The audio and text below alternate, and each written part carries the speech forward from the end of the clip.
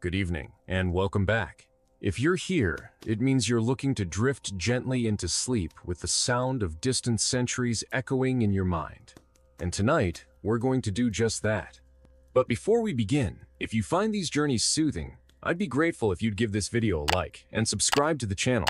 It helps this quiet corner of the internet grow, one sleepy listener at a time.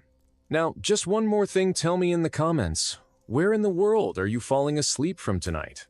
I love hearing about all the places this sleepy history reaches. All right, take a slow, deep breath. Let your shoulders sink.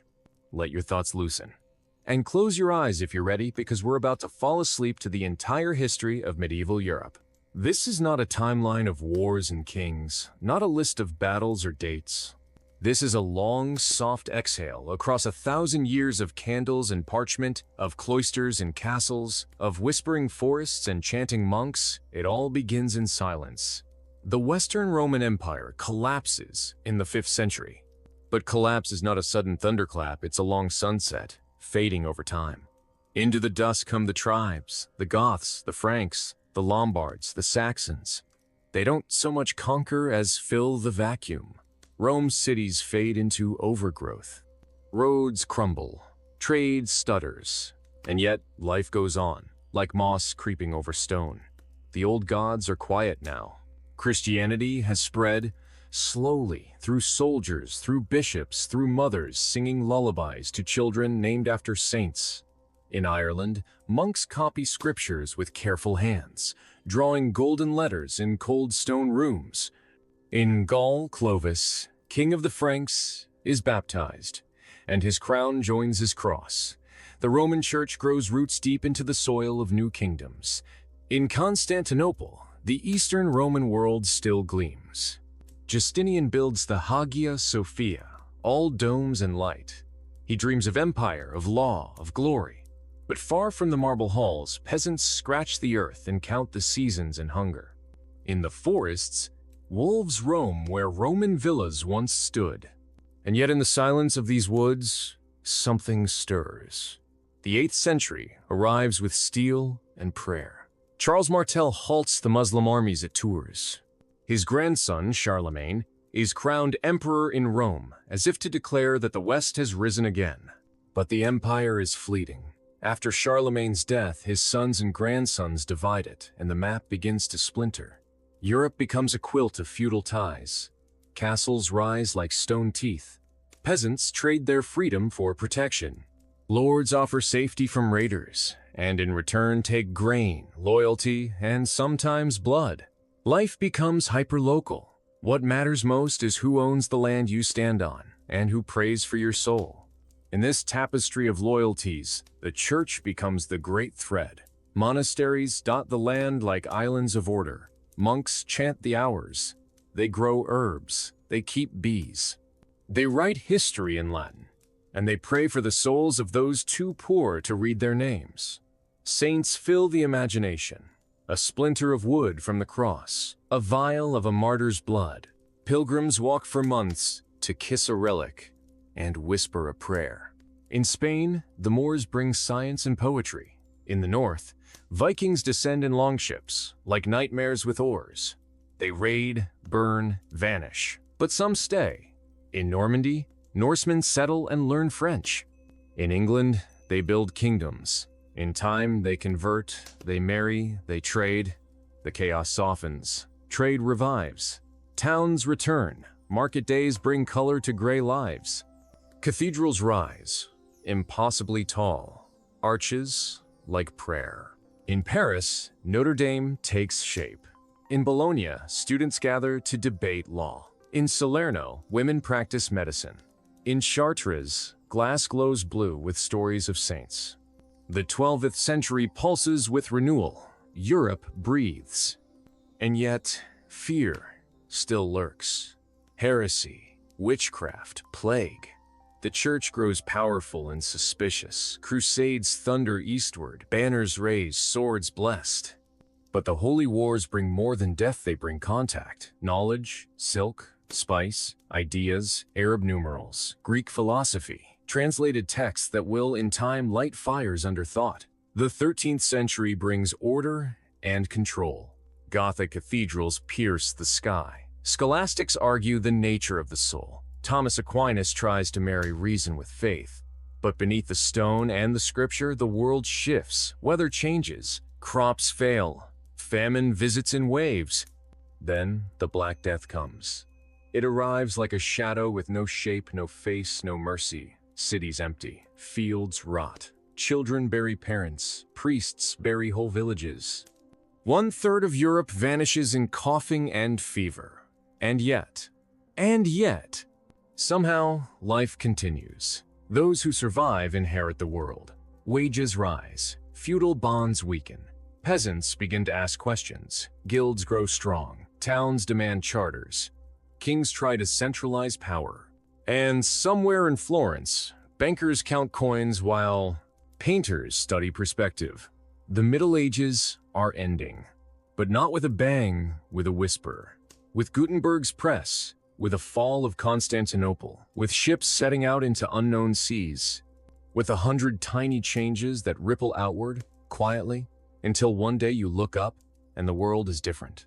The story of medieval Europe is not dark or dull. It is slow, winding, full of soft dawns and long shadows, of people lighting candles in cathedrals and lanterns in kitchens, of the daily miracle of endurance. It is the memory of monks humming by candlelight, of farmers watching stars to know when to sow, of hands building stone on stone, without knowing that centuries later, someone would walk among their ruins and remember.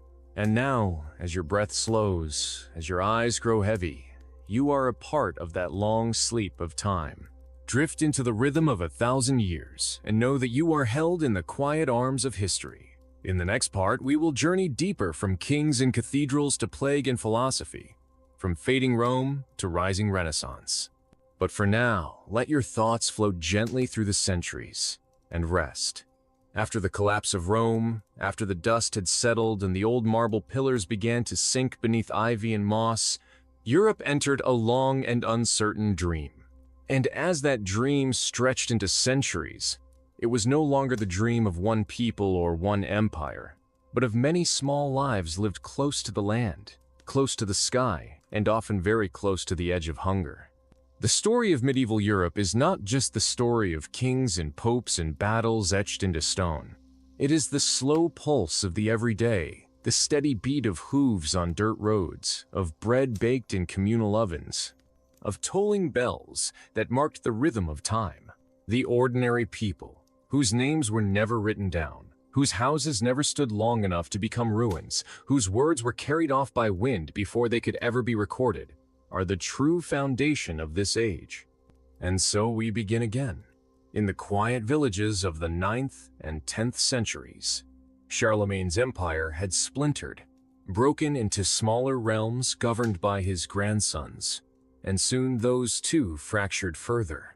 Western Europe became a jigsaw of feudal holdings. Some were large and powerful, others no more than a fortified farm. The system of feudalism, though rarely as simple as the diagrams in textbooks suggest, was rooted in mutual necessity. A lord might own land granted to him by a king, but he needed men to work it. Peasants, in return for protection from raiders or the simple cruelty of chance, would pledge labor and loyalty. It was not freedom, but it was survival. And survival, in a world of bandits, wolves, failed harvests, and plague, was enough. Castles rose across the hills, sometimes grand stone fortresses, but often little more than timber towers surrounded by ditches. They were symbols of authority, but also of refuge. In times of trouble, people would flock to the walls, carrying children and livestock, hoping the ramparts would hold. Inside these castles, lords held court. They oversaw justice, however rough. They planned hunts. They listened to petitions. And in winter, they told stories by the fire, just like the peasants they ruled. Because even noble blood runs cold in January. The village, though, remained the true heart of Europe. The typical village was small, a few dozen families clustered near a church and a mill. There might be a blacksmith, a brewer, a weaver. Most people were farmers. They grew barley, oats, rye, wheat too, but only where the soil permitted. Livestock wandered through muddy streets. Children played with sticks and stones. Everyone knew everyone. Life was not easy. Hunger was a constant companion. A bad harvest meant rationing. 2 bad harvests meant starvation. In these times, people turned to prayer, to relics, to saints. They might carry statues in procession, hoping to persuade the heavens. And yet, even in hardship, there was joy. Feasts came with the church calendar. Weddings brought dancing. Carnival turned the world upside down, just for a moment. And behind every hut and every hedge, stories waited to be told. Some were folk tales of forest spirits and witches. Others were of knights and dragons, filtered through the minstrel's lyre. Music, though simple, filled the air pipes, drums, voices lifted in old, repeating melodies. Meanwhile, in the monasteries, knowledge lingered. Monks copied ancient texts, Latin, Greek, sometimes even Hebrew. They wrote slowly, by candlelight, bent over wooden desks. Their script was ornate, their pigments expensive, and their books heavy with meaning. The scriptorium was silent but for the scraping of quills. These monks were not merely preservers, they were thinkers. They debated theology, time, astronomy. They observed the stars, tracked eclipses, measured shadows. The calendar they followed was Julian, but corrections were already debated. And then, from the east, see, aim new ideas. Through contact with the Islamic world, through trade, conquest, and translation, Europe rediscovered Aristotle, Galen, Ptolemy. In Muslim Spain, in Sicily, in the Crusader states, scholars translated Arabic texts into Latin. These works stirred minds. Logic, medicine, mathematics. The numbers we use Arabic numerals entered Europe. The idea of zero, once feared as a void, began to take root. In towns like Toledo and Palermo, Christian, Muslim, and Jewish scholars worked side by side. It was not always peaceful, but it was profound. Universities began to form. Bologna for law, Paris for theology, Oxford and Cambridge for a little of both. Students debated with passion. Professors lectured from high wooden chairs. The trivium grammar, rhetoric, logic, the quadrivium arithmetic, geometry, music, astronomy. Knowledge was still sacred, but it was also becoming systematic. And all the while, cities began to grow. The 11th and 12th centuries saw an urban revival. Towns expanded around cathedrals and castles. Merchants formed guilds. Artisans developed specialties.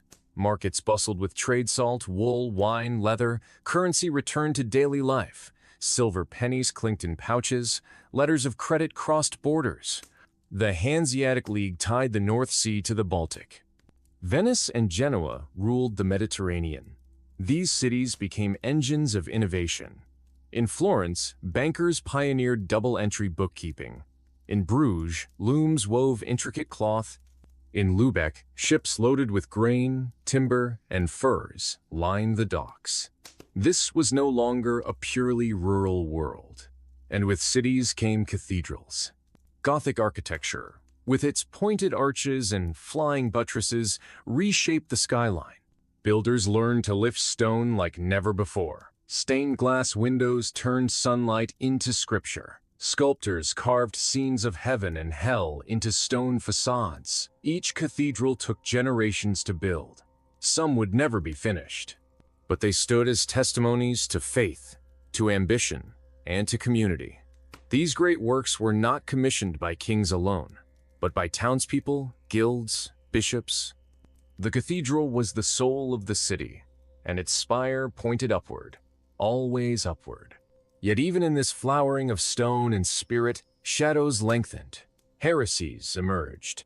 The Cathars in southern France, the Waldensians in Italy. The church responded with preaching, with inquisitors, with fire.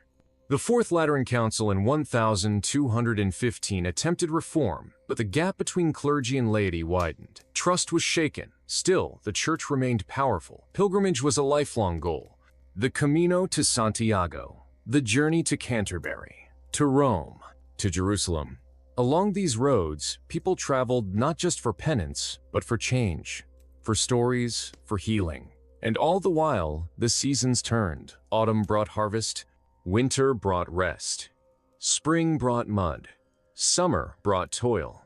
The wheel turned, and with it, Europe creaked onward. Not quickly, not clearly, but always, inevitably, forward. And that is where we'll pause. With the candlelight flickering on vellum pages, with the baker rising before dawn, with the castle watchman listening to the owls. In the next part, we'll follow this growing momentum into commerce, conflict, pestilence, and poetry. But for now, breathe slowly. You are safe in the soft blanket of time. The world turns slowly through the 13th century, and with every turn, Europe grows a little louder, a little more crowded, and a little more complex. Markets swell with voices. Cathedrals echo with chants. Armies march across fields that once held only sheep. And in the midst of this unfolding change, people begin to notice that the old rhythms no longer fit quite so neatly. Cities have grown. Fields are stretched to their limits.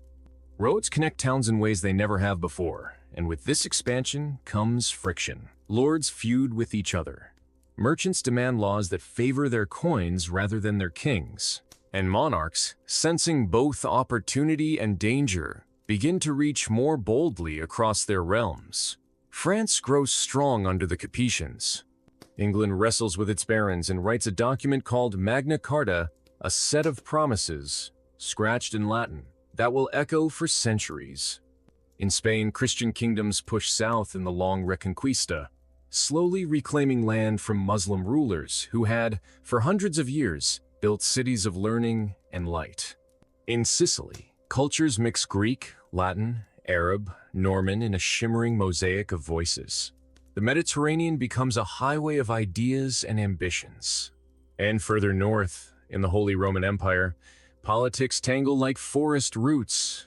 Emperors and popes argue not only over who holds power, but where power itself comes from. Is it divine? Is it inherited? Is it bought, bargained, blessed, or seized? Through it all, people keep moving. Peasants move from fields to towns. Monks travel to new monasteries. Pilgrims follow winding paths toward relics and redemption. Troubadours cross the Alps. Scholars gather in universities, debating Aristotle, struggling to reconcile ancient philosophy with Christian doctrine. Slowly, a new class rises, not nobility, not peasantry, but something in between. The bourgeois, merchants, guild masters. Money changes things. Where once land was wealth, now coins can buy power, property, even titles.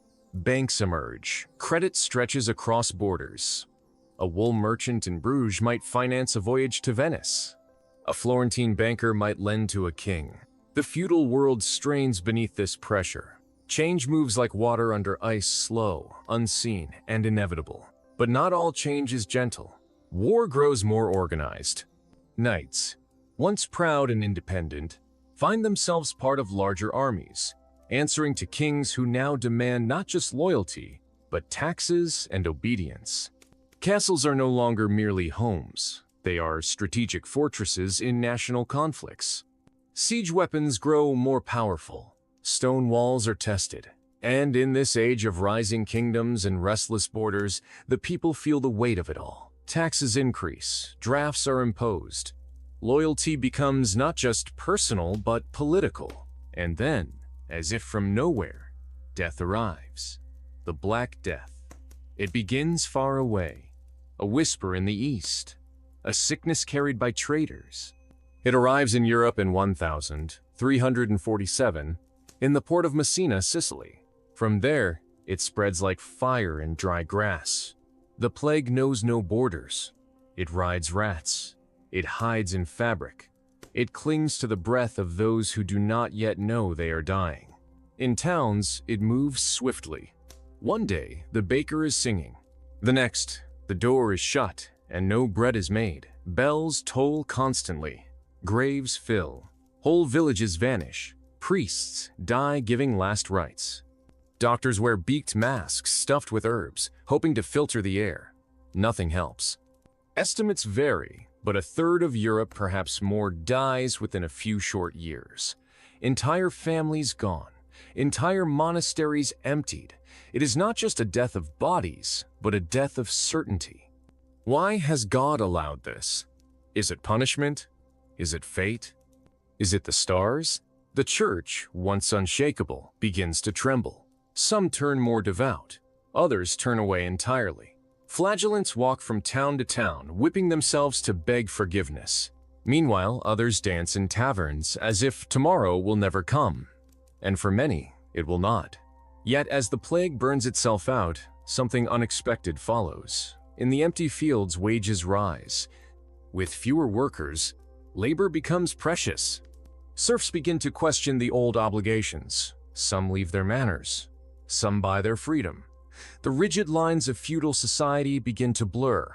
Peasant revolts rise, not always successful, but always unsettling. The world will not return to what it was. In cities, life returns. Slowly. The bells ring again, but this time for weddings, for baptisms. The marketplaces reopen. People begin to laugh again, though sometimes it feels like defiance. Art begins to shift. Where once only saints and kings filled the pages, now we see everyday people. Faces with flaws, bodies in motion. Painters experiment with light, with perspective. Writers begin to use the vernacular, the language of the people, not Latin, but French, Italian, English. Dante writes of a journey through hell. Chaucer tells tales on the road to Canterbury. Boccaccio records the stories people tell to distract themselves from plague. Literature breathes the same air as the people who read it. In Florence, wealth and taste combine to sponsor art and architecture. In Paris, scholars whisper about new thoughts. In Prague, Jan Hus questions the church. The seeds of reformation are sown in quiet corners, and always the tension remains. Between old and new, between authority and curiosity, between faith and reason. The late Middle Ages are not a fading echo, but a gathering storm. Gunpowder changes warfare. Printing changes knowledge. Exploration changes maps.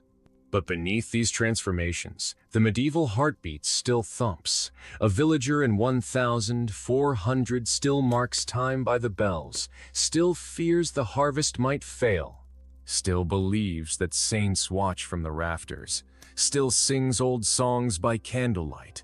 The Renaissance looms, but it does not erase what came before. It grows from it. And when we think of the Middle Ages, we often picture darkness, ignorance, suffering. But this is not the full truth. The Middle Ages were filled with voices singing, arguing, praying, storytelling. They were filled with builders and healers, with thinkers and wanderers, with people who, despite the cold, the war, the hunger, still planted seeds in spring and hoped for a good harvest, still loved, still mourned, still dreamed. And now, as this first chapter of our journey through medieval Europe comes to a close, you can rest knowing that the story has only begun.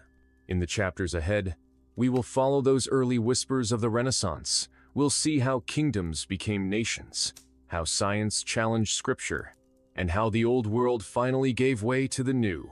But for now, breathe deeply.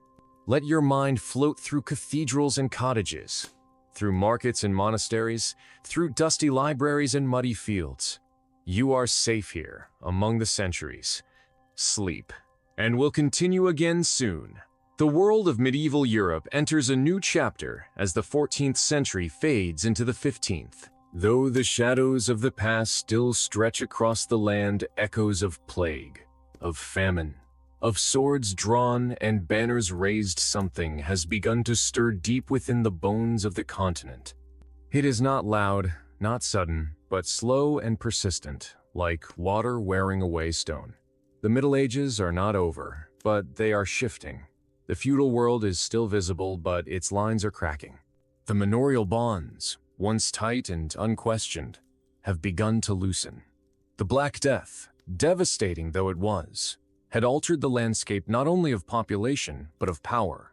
With so many gone, the survivors find themselves with unexpected leverage. Labor is scarce, demand is high, and peasants begin to move. Some flee their villages entirely, slipping into towns where lords cannot reach them. Others stay and negotiate, asking for wages where once they gave obedience. This transformation does not go unnoticed. Laws are passed to bind workers, to freeze wages, to maintain the old order. But laws written in ink cannot halt the tide of a changing world. In the countryside, revolts rise like steam. In England, the Peasants' Revolt of 1381 rattles the foundations of power.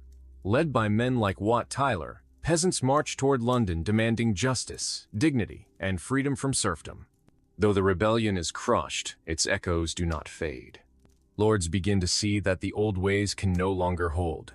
In France, in Flanders, in parts of Germany, similar rumblings occur. The great wheel of hierarchy creaks as it turns. Meanwhile, cities continue to expand, becoming laboratories of social change and crucibles of cultural transformation. Florence grows rich on cloth and finance. Venice thrives on trade routes that thread through the Mediterranean and beyond. Ghent and Bruges bustle with merchants and weavers. These cities are not merely centers of commerce, they are centers of human energy, of art, of argument, of ambition. Guilds organize labor. Councils debate policy. Citizens begin to think of themselves not just as subjects of a king or a lord, but as part of something called a city, a commune, a republic. In Italy, powerful families rise: Medici in Florence, Sforza in Milan. These names will soon be known not for war but for art. Their patronage feeds painters, architects, poets. Slowly, the idea of the Renaissance, though not yet named, takes shape. But outside the cities, the world is still deeply medieval. Villages follow the rhythms of the church calendar. Plows cut through familiar soil, livestock shuffle through narrow lanes. Bells mark time. Superstition and faith still live side by side. A comet appears in the sky, and villagers murmur of omens. A cow gives birth to twins, and old women remember stories from their grandmothers. The church still holds tremendous influence, though questions are beginning to multiply. In Bohemia, Jan Hus speaks of reform, challenging corruption and the sale of indulgences. His words spread like fire, especially among the poor. The church, unyielding, declares him a heretic. He is burned at the stake in 1415. But the embers of his ideas are not so easily extinguished. The Hussite Wars follow bloody, brutal, and fueled by both theology and frustration. Even among the faithful, doubt begins to flicker. Meanwhile, far to the east, Constantinople stands as the last jewel of the ancient Roman world. Its walls are high, its domes still gleam, but it is surrounded. The Ottoman Empire, rising like a new sun, presses in. In 1453, the great city falls. Cannons tear through ancient stone. The last emperor dies with sword in hand. The loss of Constantinople sends shockwaves across Europe, not only for its political and military implications, but for its symbolic weight. The Second Rome has fallen. But with that fall comes flight. Greek scholars, carrying precious manuscripts, escape to the West. They bring with them texts, knowledge, ideas. The spark of classical antiquity is reignited in Italy, in France, in pockets of learning eager for new light. And light, indeed, begins to shine. Painters begin to explore realism. Sculptors carve human emotion into marble. Architects rediscover proportion. Writers compose in the languages people actually speak. The vernacular becomes not just acceptable but celebrated. Chaucer writes in English, Dante in Italian, Villon in French. They write not only of saints and kings, but of lovers, liars, tavern keepers, and the common thread of human longing. Still, the medieval world does not yield without resistance. The 100 Years' War, fought between England and France, drags on across generations. It begins over claims to the throne, but becomes something deeper, a war of identity, of national pride, of evolving tactics and loyalties. Longbowmen change the battlefield. Fortifications adapt. Joan of Arc, a peasant girl claiming divine visions, becomes a symbol of hope, then martyrdom. Her story, like many in this era, blurs the lines between the sacred and the political, between faith and fury. In Spain, the Christian kingdoms complete their long campaign, capturing Granada in 1492. The Reconquista is over. But that same year, a Genoese sailor sets sail westward under the Spanish flag, and the world becomes unimaginably larger. Columbus's voyage marks the edge of one age and the uncertain beginning of another. Across Europe, maps are redrawn. The medieval imagination, once bounded by pilgrimage and legend, begins to strain toward the horizon. And still, in quiet corners, the old world lingers. A monk copies scripture by candlelight. A blacksmith teaches his son to shape iron. A midwife whispers old prayers as she delivers a child. The Renaissance may bloom in palaces and academies, but the heartbeat of the Middle Ages continues in the cottages, in the churches, in the songs sung at harvest time. For centuries, this world had endured weathering plagues, wars, schisms, and change. And as we close this chapter, we honor not only the grandeur of cathedrals or the drama of kings, but the resilience of the ordinary. The farmer sowing seeds, the mother telling stories, the teacher in a small stone school. They are the threads that wove the vast and intricate tapestry of medieval Europe. And now, as your breath deepens, as your mind floats gently over these hills and valleys of time, you rest in the arms of that long twilight era. In the next part, we will look even closer at the ideas, the inventions, and the subtle revolutions that slowly carried Europe from one age to the next. But for now, sleep, wrapped in the memory of candles and cathedrals, and the quiet persistence of those who lived through it all. As the 15th century deepens its roots and the 16th begins to stir on the horizon, the people of Europe continue to walk the blurred path between the medieval and the modern. The roads are more traveled now. Caravans snake through valleys. Pilgrims with worn boots and walking staffs pass under stone bridges, some heading to Santiago, others to Rome, and many simply following the old ways as their ancestors had done for generations. In the towns and cities, a quiet hum of transformation builds. Markets swell. Coins pass hands more quickly. The guilds, those ancient protectors of craft and labor, still shape the structure of work, but now new professions begin to arise. Not only the smith, the mason, the weaver, but also the banker, the printer, the bookseller. The printing press, introduced by Johannes Gutenberg in the mid-15th century, becomes the heartbeat of something profound. No longer is knowledge locked in scriptoria, painstakingly copied by hand. Now, ink and paper conspire to set information free. A single press can produce more in a day than a monk might copy in a year.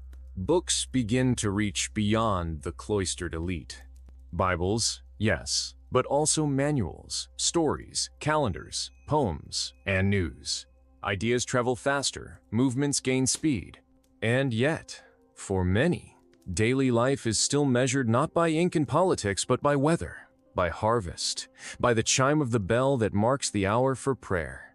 The church remains central, its cathedrals towering above rooftops, its sermons guiding behavior, its festivals structuring time. But a growing tension is unmistakable. Corruption whispers through corridors. Simony and indulgences become everyday transactions. A monk in Wittenberg, troubled by what he sees, will soon nail his grievances to a church door, but for now, the world holds its breath. In the courts of Europe, monarchs grow increasingly powerful. The divine right of king becomes more than just rhetoric, it becomes policy.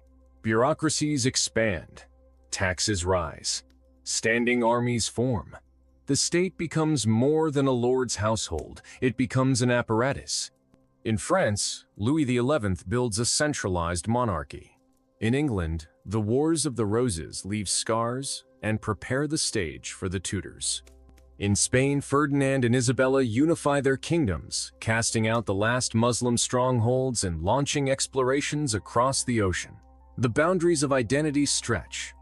People begin to think not just of their village or their lord, but of their nation. Languages standardize, flags are raised, a map becomes more than just a guide, it becomes a claim. Still, the land itself changes little. Forests are cleared, but many still remain vast and mysterious. Wolves roam. Bandits linger near mountain passes. In alpine villages, wooden homes sit on hillsides unchanged for generations.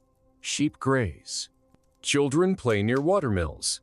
Time seems to move more slowly in these places. In the fields, peasants still fear a late frost, a bad harvest, a rising tax.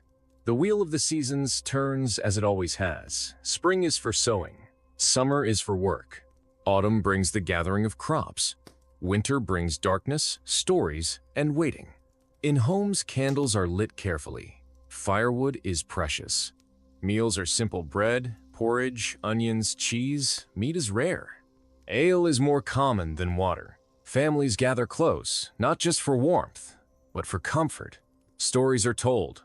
Old legends of saints and giants, of devils in the woods, of strange lights in the sky. These tales, carried orally for centuries, preserve a deeper memory, a medieval subconscious that lingers even as the world changes above. In universities, the intellectuals debate theology, law, and natural philosophy. Some still speak only Latin. Others begin to experiment with new forms. Copernicus, in Poland, will soon propose that the Earth is not the center of the universe. But for now, most still believe the stars revolve around humanity. It is a beautiful illusion. In art, the human body is rendered more precisely. Faces gain individuality. Landscapes are no longer symbolic but real. A field has depth. A mountain casts shadow. A hand has weight. In Florence, Leonardo sketches flying machines. In Milan, he paints a supper that freezes a sacred moment in time. In the Netherlands, Van Eyck paints with oils, capturing light as it truly falls. In Germany, Dürer engraves images that travel far beyond borders. Yet most people never see these masterpieces. They live among their own visual culture wood carvings, painted saints, tapestries woven with flowers and animals. In every corner of Europe, the sacred and the mundane intertwine. A woman lights a candle, not just for light, but for hope. A shepherd, watching the stars, whispers a prayer. The medieval worldview holds tight a cosmos full of meaning, with heaven above, hell below, and humanity suspended in moral tension. Dreams are read as omens. Illness is seen as punishment. The line between the natural and the supernatural is thin. A sudden storm is more than weather, it is a sign. But skepticism is not absent. In the taverns, in the marketplaces, in the corners of classrooms, people ask questions. They gossip. They doubt. A shift in thought has begun, even if few name it. The Renaissance and Reformation are coming, but beneath them lies this complex mosaic of belief, habit, fear, and hope. The medieval mind is not uniform, it is layered. A knight might believe in chivalry, but also in astrology. A priest might copy the Gospels and then consult a folk healer for a stomachache. A peasant might carry a relic in one pocket and a lucky charm in the other. This complexity defines the twilight of the Middle Ages. It is not a simple age, not a backward time. It is a time of contradiction, of layering, of foundations being laid beneath uncertainty. As you rest, imagine walking down a cobbled street in a walled town. Torches flicker in iron brackets. A dog barks in the distance. A baker's oven glows. A church bell tolls, not for warning, but for peace. You pass under a stone archway. Above you, carved in the stone, is a date, 1490, still medieval, almost modern. The in-between, the hinge of time. In the next part, we will step through that doorway into a world where reformers preach, explorers sail, and thinkers begin to rebuild the entire model of the universe.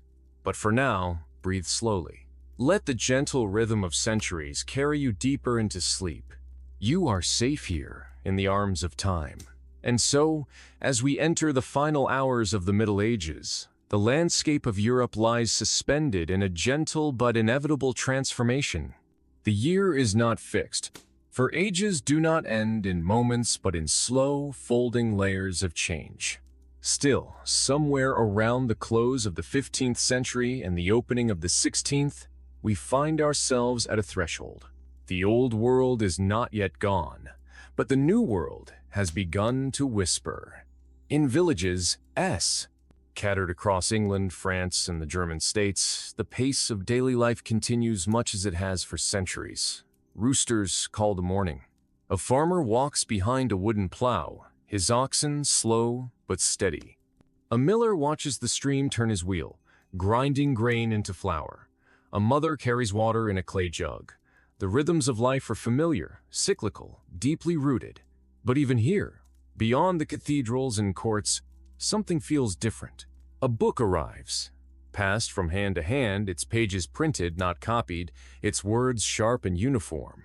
Children learn to read. Merchants use ledgers. A priest preaches from a text he does not own but has borrowed, perhaps reluctantly. The printed word moves not just faster than speech, but deeper than rumor. In Germany, Martin Luther pens his 95 Theses and nails them to the door of a church in Wittenberg. He does not yet know that he is tearing a seam in the fabric of Christendom. His arguments, first against indulgences, quickly bloom into a wider protest. The Reformation begins not as a shout, but as a series of questions. Why must salvation be bought? Why cannot Scripture be read in one's own tongue? Why must a pope mediate between the soul and God? The printing press answers by multiplying his words. Pamphlets circulate. Debates erupt.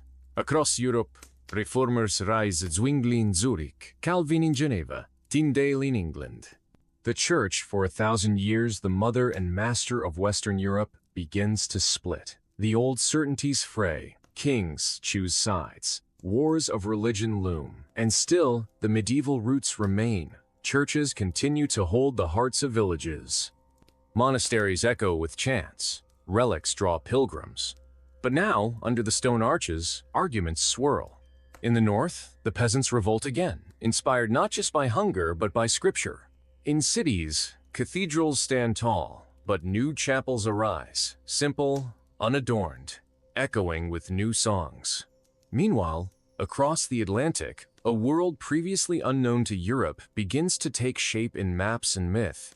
The voyages of Columbus, Cabot, Vespucci, and others pull Europe outward. The medieval imagination had been bounded by deserts, mountains, and oceans. Now, the boundaries dissolve. New lands, new people, new plants, new animals, and new horrors, slavery, conquest, colonization enter the European mind. Gold flows into Spain, silver into Portugal, sugar into the bloodstream of commerce. The global age begins. Yet, back home, in the wood-framed houses and cobbled alleys of Europe, most people do not feel these tremors directly. Their concerns remain close to earth. Will the weather hold? Will the child survive the winter? Will the harvest be enough? These questions have always been the spine of medieval life, and they do not vanish with discovery. In the arts, the shift is undeniable. Michelangelo chisels stone that seems to breathe. Raphael paints Madonnas with eyes that know sorrow. Music finds harmony. Polyphony reaches new heights. The Renaissance unfolds more fully now, not just in Florence, but in Antwerp, in Krakow, in Paris. And it is here that we begin to see the last stars of the medieval night fade into the soft dawn of the modern world. The calendar changes. In 1582, Pope Gregory XIII reforms the Julian calendar. 10 days vanish to correct the drift of time. It is a small thing, perhaps, but symbolic. Even time must yield to human design. Universities now study medicine with scalpel and observation. Astronomy charts the heavens with lenses, not legend. Copernicus has published his work. The Earth is no longer the center. The heavens do not revolve around us. This thought, simple yet seismic, echoes beyond science. If the stars move on their own, what else might? If nature follows laws, then who has written them? And must they be read through Scripture or through reason? This is the seed of modern thought. And yet, even in the face of these revelations, the world remains deeply textured by medieval belief.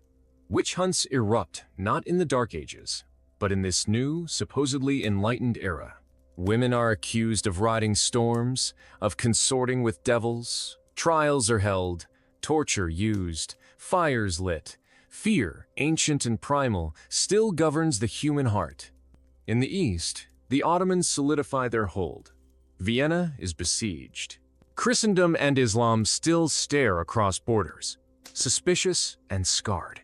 The Crusades have long ended, but their memory remains etched in stone and sermon. And in the countryside, the wheel of the seasons turns. A man teaches his son to sow wheat. A woman prepares herbs for the sick. A child hears a story of a dragon slain by a knight. The medieval never disappears. It transforms. And as we close this chapter, as the 16th century rises fully into view, we see a world both familiar and changed.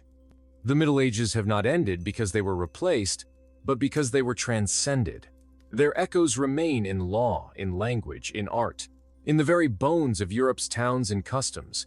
You, dear listener, have now traveled across centuries. You have walked beside kings and peasants, monks and warriors, midwives and musicians. You have seen cathedrals rise and cities burn. You have watched ideas grow from whispers into waves. And now you may rest, knowing that this was only the beginning. For in the chapters ahead, we shall follow the footsteps of revolution, enlightenment, and empire. But for now, close your eyes. Let the echoes of bells, of chants, of hoofbeats on stone carry you into the night. You are not alone. The past surrounds you. Sleep gently, wrapped in the long, winding history of medieval Europe. As we begin our journey through the third chapter of medieval Europe's vast and winding tale, the rhythm of history softens, like the fading echo of a distant bell. The earlier centuries have passed in waves of feudal obligations, spiritual rituals, and ever-turning wheels of agriculture and tradition. Now, we drift into the early middle of this long era, where the contours of power, belief, and identity slowly reshape themselves beneath the surface of daily life. The 12th century dawns not with thunder, but with quiet transformation. Across the continent, the tides of renewal begin to ripple through society, stirring the ancient soil of Roman ruins and Germanic customs with a subtle sense of reinvention. In monasteries, monks wake before the sun. The candlelight dances across the pages of sacred texts, as cloistered scribes ink words onto parchment, preserving not only scripture but the fragments of classical antiquity. These abbeys, often isolated by geography but connected by purpose, become islands of knowledge. Their silence carries the weight of memory. The rule of Saint Benedict shapes their days ora et labora, prayer and work. Bells toll to mark the divine hours. Outside these stone sanctuaries, peasants sow their fields. The village remains the heartbeat of medieval life. Thatched roofs and timber walls frame a world of routine and resilience. A blacksmith sharpens a plowshare. A shepherd guides his flock through misty pastures. A mother tends to a cradle, humming a hymn passed down through generations. Seasons govern the body. The church governs the soul. The calendar, once purely celestial, now orbits around saints' feast days, holy fasts, and sacred celebrations. Pilgrimages become more frequent. The faithful take to the roads, walking toward Compostela, Canterbury, or Rome. Each step echoes devotion, penance, and sometimes the mere longing to see a world beyond the forest and field. Along these routes, the landscape is dotted with new structures, Romanesque churches, thick and fortress-like, rising with semicircular arches and barrel vaults. Their facades tell stories in stone. Adam and Eve, the Last Judgment, beasts both biblical and imagined. Even those who cannot read understand these sculptures, for they are sermons carved into the bones of the church. In the towns, a different energy stirs. Trade, once modest and local, begins to stretch its fingers across regions. Fairs spring up, Champagne in France, Scone in Denmark, Saint-Gilles in Provence. Merchants display spices, silks, ironware, and wool. Bartering gives way to coins. Ledgers record transactions. Guilds arise to organize crafts and protect standards. The burgher, the townsman, emerges as a figure of consequence. He is not noble by blood nor sanctified by the church, but his growing wealth gives him voice. In the courts of kings and the halls of lords, power continues to be negotiated through lineage and alliance. The concept of divine right simmers, not yet fully formed, but the roots grow deeper. Castles rise on hilltops, symbols of protection and authority. Their walls encircle not just warriors, but entire communities seeking shelter from the unpredictability of medieval conflict. The knight, clad in chainmail and bound by the evolving code of chivalry, rides both as enforcer and ideal. Tournaments emerge not only as sport but as theater, where valor is displayed before cheering crowds and noble eyes. Yet behind the glint of armor lies complexity. Knights wage war not just for glory, but for land, loot, and loyalty.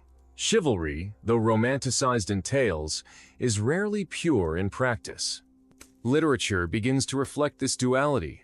The chanson de geste celebrates heroism, while emerging courtly romances explore love not as duty but as longing.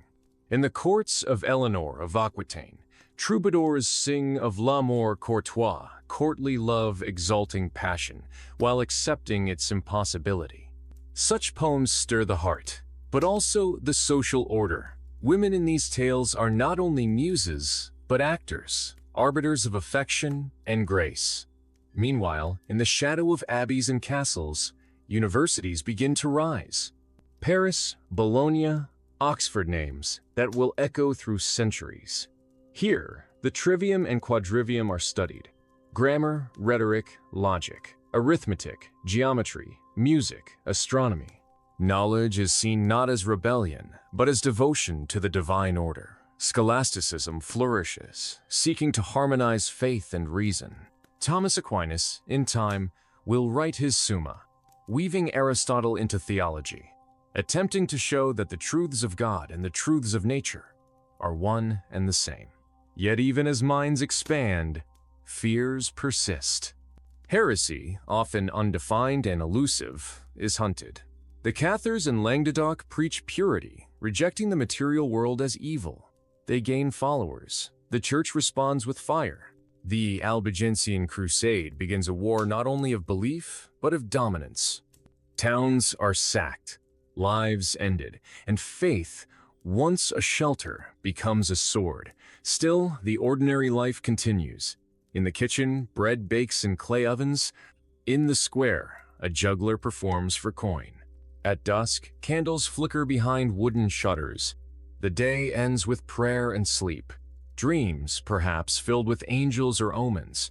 The medieval mind sees no firm line between the spiritual and the tangible. A drought is a punishment. A vision, a message. A child born with a mark is either blessed or cursed. Superstition weaves through daily life like ivy through stone.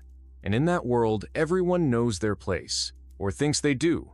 But change, ever patient, continues to seep into the mortar of medieval Europe. In the next part, we shall move deeper into the heart of this transformative age, into the rise of Gothic architecture, the drama of the Crusades, and the tensions that begin to split the very foundation of belief. But for now, close your eyes. Let the torchlight fade. Let the chanting soften, and rest easy in the stillness of a world suspended between tradition and revelation.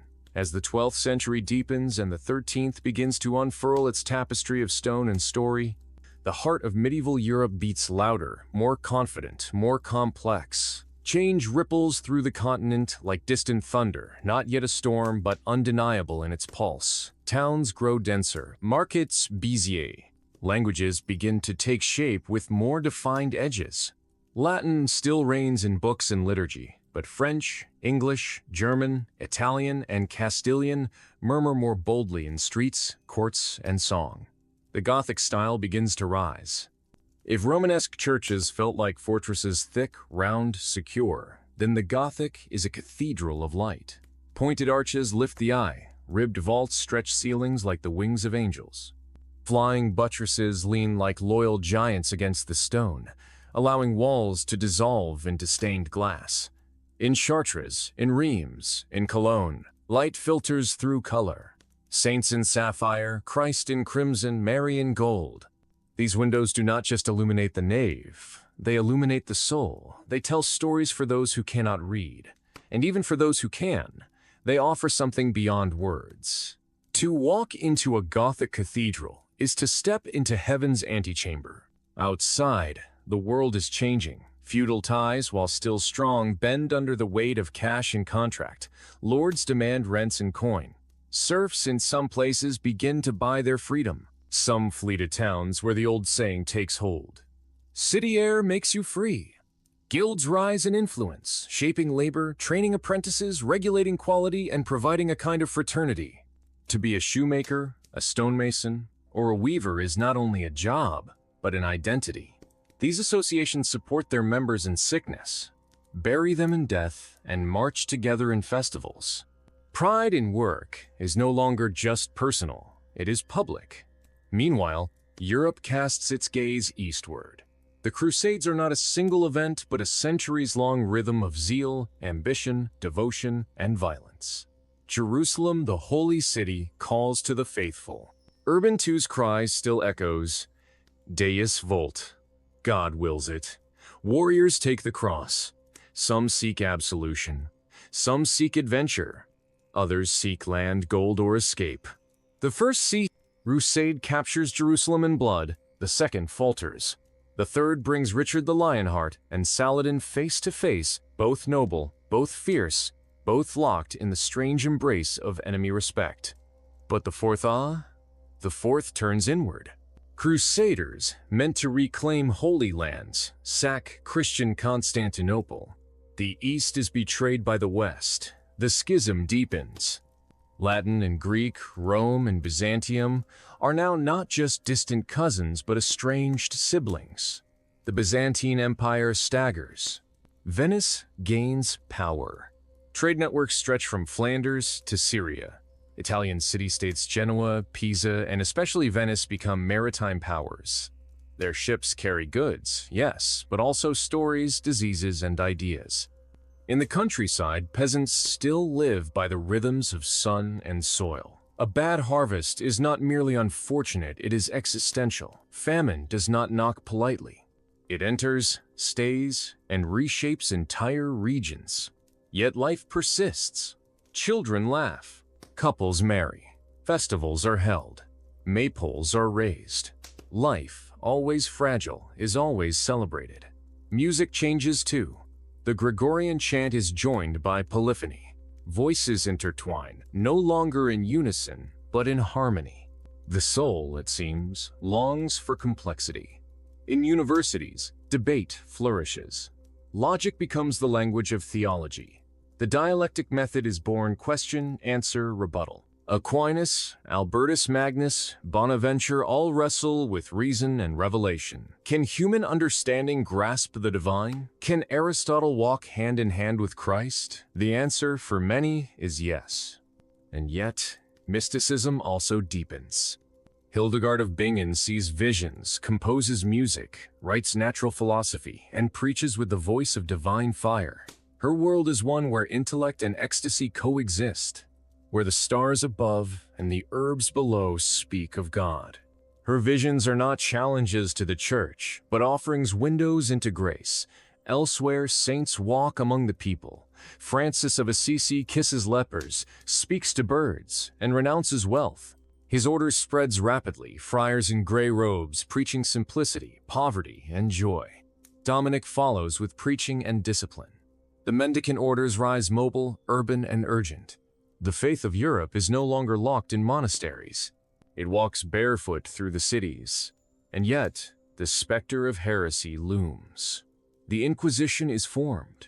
Its purpose, to seek and destroy doctrinal error. Some are warned. Others are burned. Faith and fear walk side by side. Across Europe, cathedrals continue to rise. Towns host miracle plays. Noble courts refine manners. Chivalry gains polish, though it rarely softens war. Kings strengthen their grasp. England's Magna Carta is signed in 1215, not a revolution, but a negotiation, a beginning. France consolidates under Capetian rule. Spain remains divided but determined. The Reconquista marches southward, city by city. In the north, the Hanseatic League weaves a web of trade across the Baltic. In the south, Sicily glows with cultural synthesis: Norman, Arab, Byzantine, brief and brilliant. And still, people pray. To saints, to relics, to Virgin and Christ. Pilgrimages continue. The Camino grows worn under countless feet. In Canterbury, Thomas Becket's shrine gleams. And beneath the stones of every church, bones whisper. The medieval world is alive with spirit. Time, for the common person, is not a line, it is a circle. Holy days repeat. Seasons return. Death is not an end, but a passage. Life is a journey, often hard, often short, but always held within the embrace of meaning. And so, as we draw this section to a close, imagine a twilight in a Gothic town. The bell rings vespers. A baker needs his last dough. Children chase fireflies. A priest walks home, his shadow long on the cobblestones. Above, stars begin to glimmer. Below, the world rests not in silence, but in faith. You may close your eyes now. Let the distant chants carry you. Let the soft stone arches of history embrace your mind. In the next chapter, we will walk into the shadows, the Black Death, the 100 Years' War. The cracks that split the old world. But tonight, we sleep in peace among the spires and saints of high medieval Europe. As we step into the closing segment of this third chapter in the history of medieval Europe, the light of high medieval confidence begins to dim, not in defeat, but in transformation, as though the continent itself exhales after centuries of building upward cathedrals, kingdoms, thought, and begins to reckon with the weight of its own ambitions. The 13th century recedes, and the 14th emerges not as a gentle unfolding, but as a time of shaking foundations, of upheaval disguised in familiar robes, of echoes and omens and unexpected consequences. In the year 1300, Europe stands tall. The architecture of faith towers above city skylines. Universities bloom. Monarchies tighten their grip. Trade routes stretch their fingers across the seas and into the east. But beneath the surface, cracks form cracks. No one yet sees Clell. Early, or if they do, they mistake them for passing storms. The signs begin subtly, a coolness in the air. Crops that fail to ripen. Then the rains come. Not gentle showers, but relentless downpours. From 1315 to 1317, Europe is gripped by the Great Famine. Fields rot, grain blackens, cattle die from disease. People, too, die by the hundreds of thousands. Mothers bury infants, children scavenge in forests. There are whispers of cannibalism. No war or fire causes this devastation, only the weather and the fragile supply chains of a world dependent on thin margins. The famine weakens bodies, and with them, faith. Was this God's punishment? A test? Or something else? The church offers prayer and procession, but little relief. And then, just as Europe begins to recover, the great darkness arrives not in armies, but in fleas. In the year 1347, ships dock in Sicily, carrying grain and death.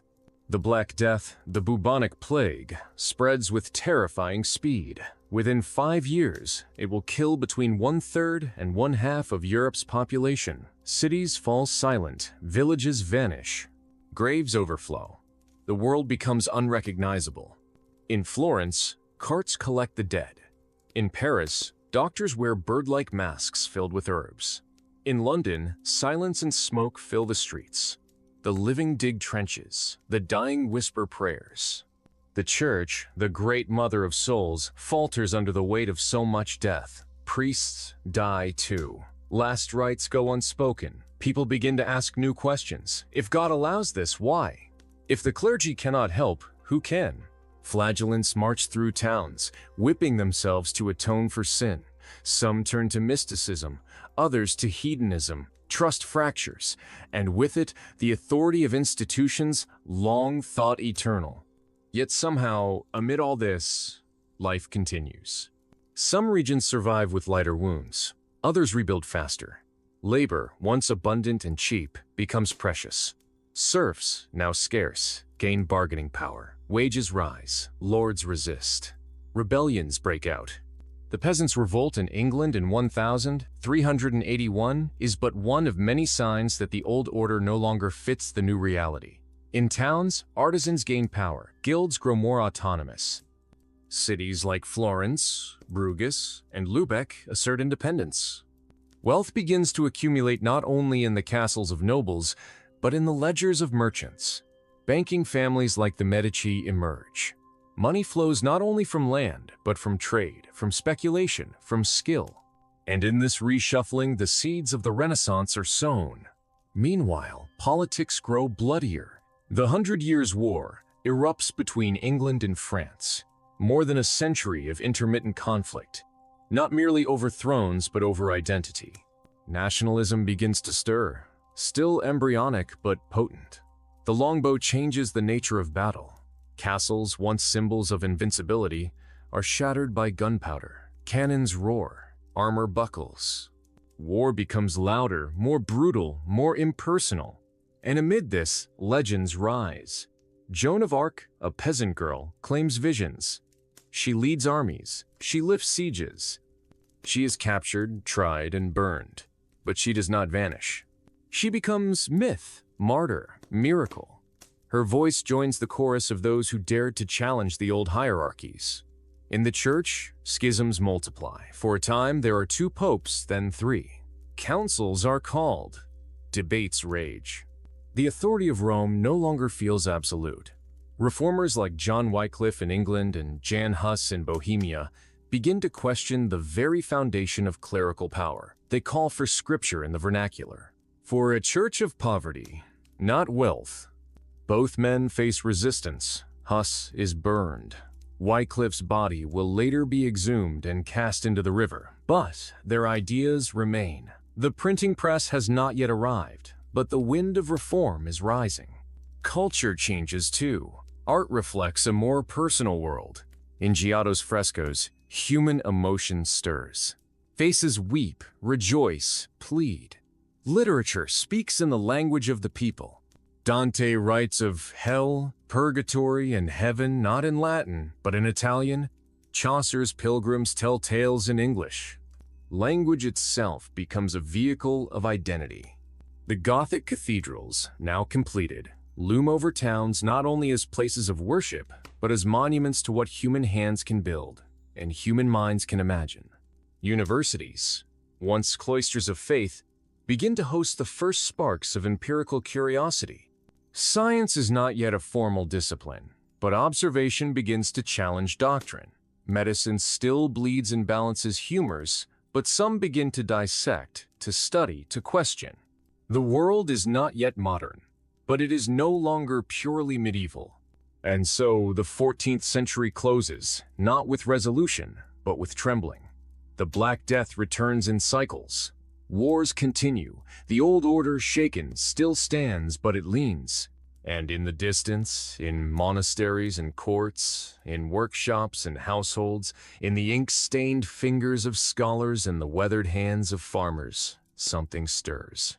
A hunger not only for survival, but for understanding, for beauty, for freedom. That is where we will go next. But for now, rest. Let the soft echoes of cathedral bells and the hush of candlelit prayers guide you into sleep. The past is vast, and you are wrapped within it, safe, still, listening. The morning of the later Middle Ages arrives quietly, but with the air of deep change. Not like a trumpet announcing a new era, but like the slow shifting of the earth beneath your feet, a gradual unfolding that can only be noticed when looking back across centuries. As we step into the 15th century, medieval Europe is a landscape both familiar and altered. The stone cathedrals still rise. The monasteries still echo with chant. The fields are still tilled by hands calloused from generations of labor. Yet the people who walk these roads, who listen to the sermons, who barter in markets and whisper in candlelit rooms, they have changed. They have seen death, war, reform, and rising thought. And though they may not yet know it, they are standing on the threshold of something new. In the towns of Italy, especially Florence, a different spirit awakens. It is not born overnight, nor does it break from the past, it grows from it, stretches up like ivy clinging to the old walls. The Renaissance is not an escape from the Middle Ages, but it's flowering. Patrons such as the Medici family, bankers turned kings in everything but name, fund artists and thinkers with a sense of purpose that goes beyond religion. A new humanism takes root, one that sees value not only in the soul's salvation, but in the mind's exploration, in the body's beauty, in the wonder of nature and mathematics. Painters begin to look at the world with fresh eyes. They study anatomy, perspective, light. In the frescoes of Masaccio, the bodies have weight. In the sculptures of Donatello, the flesh breathes. Architects like Brunelleschi do not reject the Gothic, they reimagine space. The dome of the Florence Cathedral, rising without scaffolding, becomes a symbol of possibility. Yet the rest of Europe is not merely waiting. In Burgundy, music flourishes. Composers craft polyphonic masses that weave voices like threads in a tapestry. In the Netherlands, painters like Jan van Eyck layer oil upon oil, capturing the shimmer of fabric, the stillness of domestic life, the whisper of divine presence in the ordinary. And in Germany, a man named Gutenberg refines the movable type printing press. With ink, metal, and patience, he changes the world. Books, once copied by hand over months and years, can now be made swiftly, affordably, repeatedly. The Bible is among the first. But soon, poems, scientific texts, political pamphlets, and indulgence tracts fill the shelves. Ideas no longer travel by caravan alone, they fly on the wings of type. This changes everything. It shifts power, it spreads reform. It allows voices once lost to be heard across distances once unimaginable. But these changes do not come without tension. The Church, long the steward of knowledge, feels its authority questioned. Voices like Erasmus in the Netherlands call for reform with wit and scholarship. Others, like Savonarola in Florence, call for fire and purity. In Bohemia, the Hussite movement continues to resist. In England, Lollards circulate Wycliffe's Bible in the vernacular. The cracks in the edifice widen. And all the while, the kingdoms of Europe maneuver and scheme. France, recovering from the 100 Years' War, rebuilds its strength. England, meanwhile, turns inward, consumed by the Wars of the Roses, a dynastic conflict that sees noble houses rise and fall in cycles of betrayal and bloodshed. Castles once symbolic of permanence now fall to artillery. Walls once impenetrable now crumble beneath cannon fire. The age of stone is giving way to the age of powder. In Spain, Ferdinand of Aragon and Isabella of Castile marry, uniting realms under a single crown. Together, they complete the Reconquista by capturing Granada in 1492, ending centuries of Muslim rule in Iberia. The Alhambra falls, and with it, a vibrant chapter of cultural coexistence fades. That same they expel the Jews, and Christopher Columbus, backed by their crowns, sets sail westward. The medieval map, already stretching, begins to tear. New worlds wait on the horizon. But for now, in this moment, we remain with the people of late medieval Europe. They live between two lights, the fading glow of old certainties and the dawning brilliance of discovery. They still light candles before statues of saints. They still believe in relics, in angels, in the intercession of the Virgin. But they also believe in reason, in proportion, in harmony. A man studies a leaf and sees divine geometry. A woman reads a psalm and finds human emotion in the voice of David. Children learn to read not just from monks, but from schoolmasters in growing towns. Streets become louder, ideas sharper. The sense of order that governs so much of medieval life begins to loosen. Sumptuary laws try to contain fashion. Guilds try to restrict trade. Bishops try to control doctrine, but the tide cannot be turned. The world is becoming more complex, more connected, more self-aware. And through it all, people dream. They dream of peace, of understanding, of immortality. Alchemists seek to transmute base metals into gold. Physicians blend Galenic theory with herbal knowledge. Astronomers chart the heavens with ever greater precision, watching the stars not only for omens but for patterns. In music, new modes emerge. The secular and sacred intertwine. A motet might praise the Virgin, or a patron, or both. The human voice, layered and echoing, becomes the sound of both devotion and ambition. The Church itself struggles to contain this multitude. Councils are called to address heresies, to unify doctrine, to heal divisions. But unity proves elusive. The papacy, returned to Rome, is diminished in majesty. Some believe reform must come from within. Others believe it must come with fire.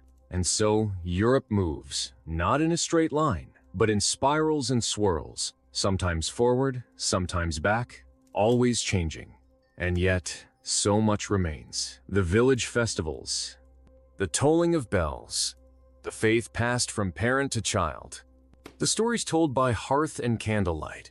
This is still a world where saints walk in dreams, where devils tempt from the shadows, where miracles are not only possible, they are expected. It is a world where time is measured by harvest and holy day, where the past is not behind but beside, always present, always teaching. You may close your eyes now. Let the soft murmur of printing presses, the gentle brush of paint upon wood, the chanting of monks, the laughter of students, the sigh of wind through cathedral arches all guide you to sleep. Tomorrow, we will walk deeper into the currents of early modernity.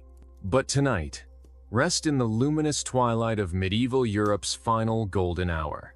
The 15th century flows onward, like a slow and steady river, deepening as it winds toward the unseen sea of modernity, yet still reflecting in its ripples the old towers, the chanting choirs, the tolling bells of the medieval world.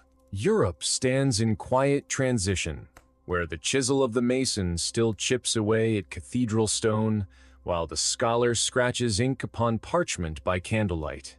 But now the world begins to move faster, carried on sails, pressed into pages, spoken in voices newly bold and aware.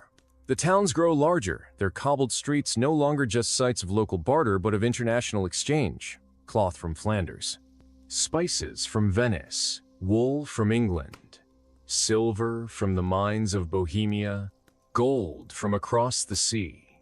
The rhythm of daily life begins to hum with unfamiliar tempos. The printing press spreads like fire on dry parchment. By mid-century, presses hum in Mainz, Cologne, Nuremberg, Paris, and beyond. Printers reproduce not just scripture, but sermons, romances, treatises, calendars, almanacs, indulgences, and protestations. Knowledge begins to leave the monastery and enter the household.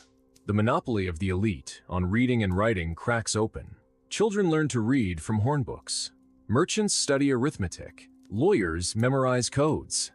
The past, once carried in the memories of bards and monks, now lives in quiet stacks of bound folios.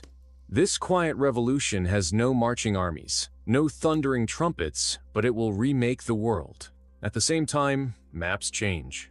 Once filled with dragons and uncertain coastlines, they begin to include new places. Madeira, the Azores, the Canary Islands, and then, suddenly, the West Indies. In 1492, when Columbus sails west, he does not know what he will find, but he finds a world already old, filled with civilizations, peoples, and rhythms, entirely unfamiliar to European eyes. His discovery is not a beginning, it is a collision, and with it, Europe is never again the same. New goods arrive: potatoes, tomatoes, cocoa, tobacco, but also new diseases, new violence, new exploitation. The medieval imagination, once bounded by the Mediterranean and the Holy Land, now confronts the vastness of the Atlantic. Kingdoms take note. Spain and Portugal lead. carving out empires across ocean expanses. Treaties are signed to divide the globe. Gold flows in, power follows. The late medieval states transform into early modern monarchies. Bureaucracies grow. Taxation becomes more organized. The monarch is no longer just a war leader, but a central figure of identity, law, and order. France, England, Spain, the Holy Roman Empire all consolidate power in different ways, balancing noble privilege with royal ambition. The Holy Roman Empire remains a mosaic of principalities, bishoprics, and free cities, bound loosely under the emperor's title but increasingly diverse in allegiance and culture. In Eastern Europe, the Grand Duchy of Moscow gathers strength. Ivan III breaks free from Mongol control and begins the long process of centralization. Byzantium, meanwhile, reaches its final hour.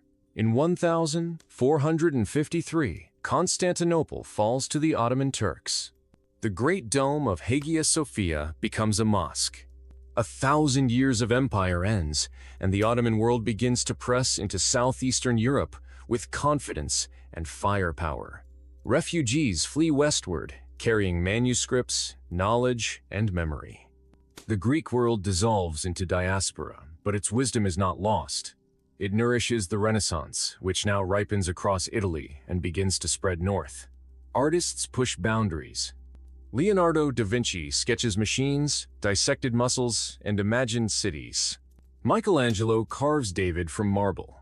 Raphael paints the school of Athens, where Plato and Aristotle walk together in eternal conversation. This is not yet the modern world, but it is no longer the medieval one either. Faith, however, remains central. The church is still powerful, its rituals familiar, its sacraments woven into life from cradle to grave. But it faces growing criticism.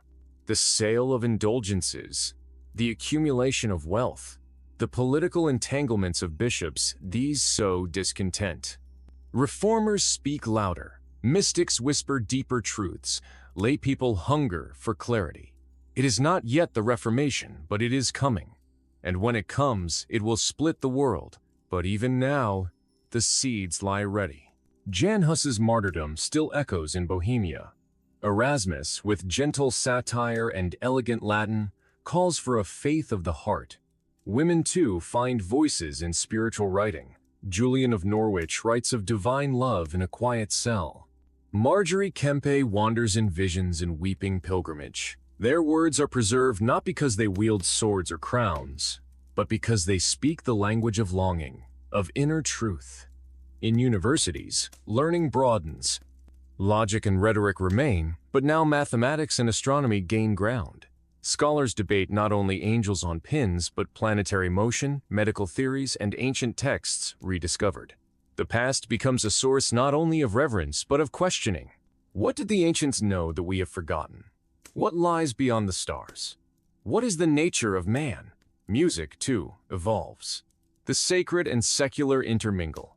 Polyphony becomes richer, more complex. The courts of Burgundy and Ferrara become centers of song. Composers like Dufay and Okeghem write in harmonies that stretch the ear and stir the soul. Dance forms appear, instruments diversify. The lute, the viol, the shawm, the medieval soundscape begins to shimmer with new textures. Meanwhile, daily life remains rooted in cycles. The harvest, the feast, the fast. Life expectancy is still short, illnesses still sudden, childbirth still dangerous. Yet people endure. They hope, they pray, they joke, they sing, they remember. In taverns and kitchens, stories are told of saints, of heroes, of beasts, and miracles. The oral tradition does not die, it adapts. It now shares space with books, with sermons, with songs printed and sold in marketplaces. The seasons still shape thought. Winter is still a time of stillness and death. Spring of hope, summer of labor, autumn of reckoning. The soul's journey is still measured not only by sin and confession, but by memory and meaning. In this moment, at the end of the medieval world, we pause. The candlelight flickers, the quills rest, the cities glow, the rural paths wind into dark forests, and you, nestled in the silence of history's embrace, may feel the shift, may hear the heartbeat of an age that refuses to disappear, even as it transforms. So close your eyes. Let the dreams of cathedrals, of illuminated manuscripts, of slow pilgrimages and sudden visions, carry you gently forward. The next chapter will come, and with it, thunder and reformation. But tonight, we rest in the final breaths of a world shaped by saints, by stonemasons, by scribes, by sailors, and by every quiet soul who once knelt beneath the stars and believed in something greater than themselves. The twilight of the Middle Ages does not arrive with silence, but with murmurs of discontent, crescendos of reform, and the first stirrings of what would become a tidal wave of change sweeping across the continent. We now find ourselves deep in the 15th century, where the heart of medieval Europe still beats, but its rhythm is uneven. The old world has not yet vanished, but it is no longer alone. Its shadows stretch longer. Its certainties flicker in the dim light of inquiry, invention, and the unrelenting whisper of transformation. In Germany, a monk named Martin Luther is born in 1483. At the time, he is merely a child in a modest household, unaware that his name will one day split Christendom in two. The Church, once the unshakable pillar of European life, faces growing unrest. The papacy, still reeling from the Great Schism and the moral failings of some of its leaders, tries to hold the center. Yet indulgences are sold with increasing boldness. Bishops wear silks and wield swords, and the faithful begin to question not just the practice but the doctrine. The printing press, that quiet but powerful instrument of upheaval, allows dissent to spread with a speed the world has never seen. What was once whispered in taverns or cloisters is now read aloud in marketplaces, in homes, in distant corners of kingdoms. In this world of theological friction, humanism continues to bloom. Erasmus of Rotterdam, perhaps the most brilliant mind of his day, writes with elegance and precision. He critiques superstition, urges reform, and dreams of a church purified by reason and grace. His praise of folly, at once playful and profound, dances along the edge of heresy while keeping one foot firmly in orthodoxy. His Greek New Testament becomes a cornerstone for future reformers. Yet even as ideas swirl and foundations tremble, everyday life for the majority remains steeped in the medieval. Villages still cluster around churches. Bells still ring for matins, lauds, and vespers. The feast days punctuate the calendar, and saints remain ever present. Superstition and sacredness coexist. A child might carry a charm to ward off illness while learning the Lord's Prayer by heart. A farmer prays for rain and fears the witch next door. The boundaries between the natural and the supernatural blur. In art, the divine becomes human. The Virgin Mary, once remote, is painted nursing the infant Christ. Saints show suffering with realism. In Florence, Botticelli paints Venus, unbound by religious constraints, her birth both mythological and symbolic. The human body, long viewed with suspicion, becomes worthy of admiration, of study, of reverence. In science, slow but meaningful shifts occur. The works of Ptolemy and Galen are still taught, but they are questioned. Observations challenge dogma. In medicine, anatomy is explored with more honesty. In astronomy, the orbs of heaven are charted with precision. The seeds of Copernicus, Galileo, and Kepler are sown, though the harvest will come later. In politics, Europe witnesses the tightening of royal power. The consolidation of states accelerates. Monarchs seek order through taxation, bureaucracy, and law. England, scarred by the Wars of the Roses, finds temporary peace in the reign of Henry VII. France centralizes under the Valois. Spain, through Ferdinand and Isabella, becomes a powerful and religiously unified force. Inquisition follows. Jews and Muslims are expelled or forced to convert. This unity, born of fear and zeal, is as fragile as it is forceful. In Eastern Europe, the Ottomans press deeper into Christian lands. The fall of Constantinople is not a singular event, but part of a larger reshaping of borders, identities, and religious boundaries. Hungary stands as a frontier, a buffer, a battleground. The Orthodox world, fragmented and under siege, turns inward and mystic. Yet even here, monks preserve knowledge, copy texts, paint icons, and maintain a lineage of prayer unbroken since Byzantium's prime. The sense of apocalypse, long part of medieval imagination, now seems near. Between the plague, the wars, the heresies, the celestial omens, many believe the end of days is close. Yet history, ever patient, does not end, it unfolds. Exploration expands. Portuguese caravels sail around Africa. Vasco da Gama reaches India. Trade routes shift. Lisbon, once peripheral, becomes central. The wealth of the East, long filtered through Venetian hands, now arrives by sea. Spices, silks, gems, but also hard labor, illness, and control. The beginning of early global connections is visible in records and chains. In the countryside, peasants continue their work. The three-field system still guides crop rotation. Oxen pull wooden plows. Grain is ground by wind or water. Food shortages, though less frequent, remain a threat. Slowly, old systems change. Lords lease land. Markets set terms. The economy begins to shift away from feudal obligations toward new forms. In towns, guilds remain strong. Apprentices serve masters. Journeymen travel. But pressures rise. Innovation, competition, and population growth create change. Some thrive, others struggle. The artisan becomes entrepreneur. The craftsman, business owner. Women maintain traditional roles, but some read, some write, some heal. Some pray quietly, and are later remembered as mystics, outcasts, or saints. Hildegard and Julian still echo. The voices of the cloister grow stronger across generations. Pilgrimages continue to Santiago, Rome, Canterbury, Jerusalem. The road remains both a spiritual metaphor and a real path, traveled by thousands seeking mercy, penance, or the mystery of motion. Music evolves, grows richer. The Franco-Flemish school composes pieces that travel across courts and chapels. Josquin des Prez, master of polyphony, shapes silence and sound into divine architecture. His masses soar, not only in devotion but in structure, logic, and beauty. The Middle Ages, in their final act, offer both an ending and a beginning. They do not vanish with a single event. They are not ended by discovery, reformation, or war.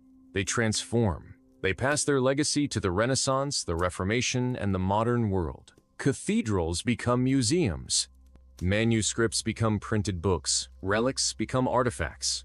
But the heartbeat remains in stone, in song, in memory, in sleep. As you drift now into rest, know that medieval Europe's history is not just about kings, battles, popes, and peasants. It is a story of continuity and change, belief and doubt, challenge and beauty. It is a long dream of a continent learning to see itself. So close your eyes. Let the choir of centuries sing you into silence. The candle flickers. The bell tolls softly. The dream of the Middle Ages lingers, gentle and endless. As the curtain rises on the next act in medieval Europe's long story, the continent no longer dreams the same dreams. The rhythms of daily life remain bells toll. Cloisters echo with chants. Fields bend to the seasons, but the world is changing in ways even the wisest monks and merchants could not fully imagine. The early 16th century begins not with a whisper but with slow-building tension, like a storm on the horizon. The Reformation waits like distant thunder, but for now, we walk through the remnants of medieval thought, culture, and belief, a society old yet changing. Across Europe, the political map shifts. Monarchs rise and fall. Crowns grow stronger in some places, face challenges in others. England's Tudor dynasty stabilizes after long conflict. Henry VII tightens royal control, forges peace with careful marriages, and builds a court of quiet ambition. France's Valois kings assert authority over fractious dukes and fight long wars in Italy. The Holy Roman Empire, vast and fragmented, elects Charles V, who will rule many lands. Power grows more concentrated but fragile. The Church, still seated in Rome, continues its rituals, councils, calendar of saints, and spiritual guidance. But cracks appear beneath its golden robes. The practice of selling special pardons payments in exchange for forgiveness has become common, sometimes overly commercial. Church leaders live richly. The faithful, devout, as always, begin to murmur. They long for simplicity, truth, and a return to core teachings free from politics, profit, and human frailty. Soon, a new voice will rise. But before that, the Renaissance blooms in Florence. Artists like Michelangelo, Raphael, and Leonardo da Vinci change what art means. Their work is not just beautiful, it is transcendent. Their works capture not only the divine but the human, not only the ideal but the real. Faces are painted with sorrow, with strength, with light. Bodies are rendered not as symbols of shame, but as vessels of power and grace. In architecture, the Gothic spire yields to the domed harmony of classical revival. Brunelleschi's dome in Florence towers as a triumph of geometry and imagination. In Venice, canals reflect the marble grace of palazzi and the colorful flash of masks worn during festivals. This is still Europe, but it feels new. In the north, the Renaissance takes different forms. In the Low Countries, painters like Jan van Eyck and Hieronymus Bosch depict both sacred scenes and grotesque visions with painstaking detail. In Germany, Albrecht Dürer etches lines so precise they seem to pulse with life. The printing press continues its quiet revolution. Books once copied by candlelight over decades are now reproduced by the hundreds in weeks. Ideas spread. Education broadens. Literacy increases. Even in villages, people read almanacs, calendars, sermons. Knowledge, once chained in monasteries, now walks freely among townsfolk and tradesmen. Universities expand their reach. The curriculum grows. Medicine is studied not just through Galen's ancient texts, but through observation. Anatomy is explored. Astronomy is mapped. The heavens begin to yield their secrets, not to mystics but to mathematicians. Still, for many, life remains unchanged. In rural hamlets, the cycles of planting, harvesting, and resting continue. Superstitions persist. Old gods sometimes still whisper beneath the veneer of Christian piety. Herbalists mix poultices. Midwives deliver babies with whispered prayers. The sacred and the practical entwine. Time is measured by the church bell, by the sun's arc, by the changing wind. Food is humble grains, legumes, seasonal greens, cheese, perhaps meat on feast days. Ale is common, and bread is life. In towns, markets bustle. Goods from distant lands appear: silks, spices, sugar. A new global economy stirs, though its consequences remain unseen by most. The Atlantic, once a mysterious border, now beckons. Portuguese and Spanish ships return with gold, with tales, with maps sketched hastily on parchment and soaked with salt. The New World is not a fantasy, it is a fact. And Europe stands on the edge of both opportunity and catastrophe. But here, in the first decades of the 16th century, the Middle Ages are not yet gone. They breathe in every illuminated manuscript, in every reliquary kissed by pilgrims, in every prayer whispered in Latin. The divine remains present, imminent, and terrifying. Hell is still feared. Judgment still looms. Saints are invoked in childbirth, in illness, in war. Death is never far, but neither is hope. And in this in-between time between the medieval and the modern, we rest. We listen to the stories of scribes, the songs of minstrels, the sermons of friars. We walk among the cloisters, hear the echo of sandals on stone, see the flicker of candles against stained glass. We are not yet in the Reformation. We are not yet in the Enlightenment. But we are no longer in the High Middle Ages. This is the dusk of one world and the dawn of another. And in that quiet, shifting light, we sleep, cradled by centuries of belief, wonder, toil, and transformation. As Europe slowly drifted into the delicate transition between the late medieval period and the early modern age, the yearnings of a continent stirred beneath the surface of familiar routines. Though the 15th and early 16th centuries bore witness to upheaval and awakening, countless lives still moved in quiet patterns, unchanged by revolutions of thought or royal proclamations.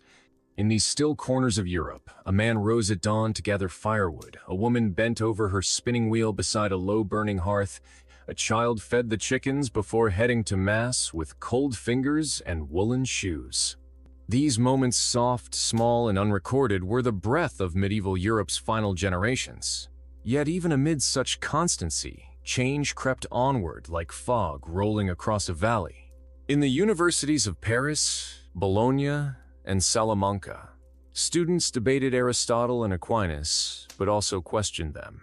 New texts flowed into Europe via scholars and traders who passed through Spain and Sicily, translated from Arabic, Greek, and Hebrew.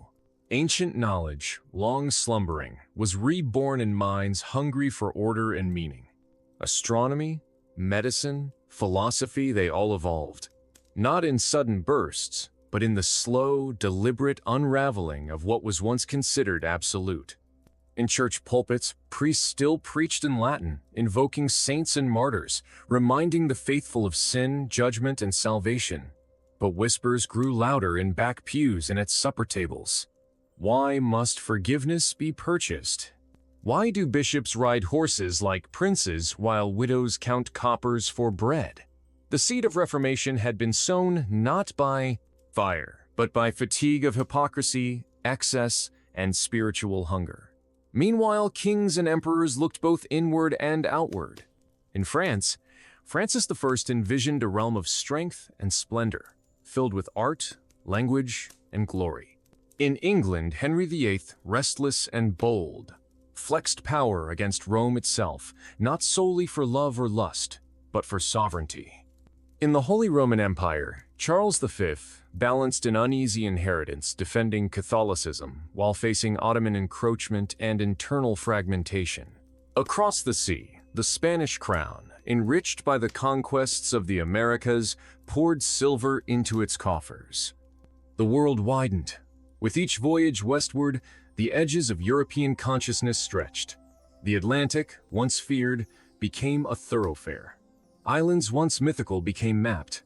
Indigenous peoples, whose names and stories were unknown to Europeans, were suddenly subjects of sermons, policies, and plunder.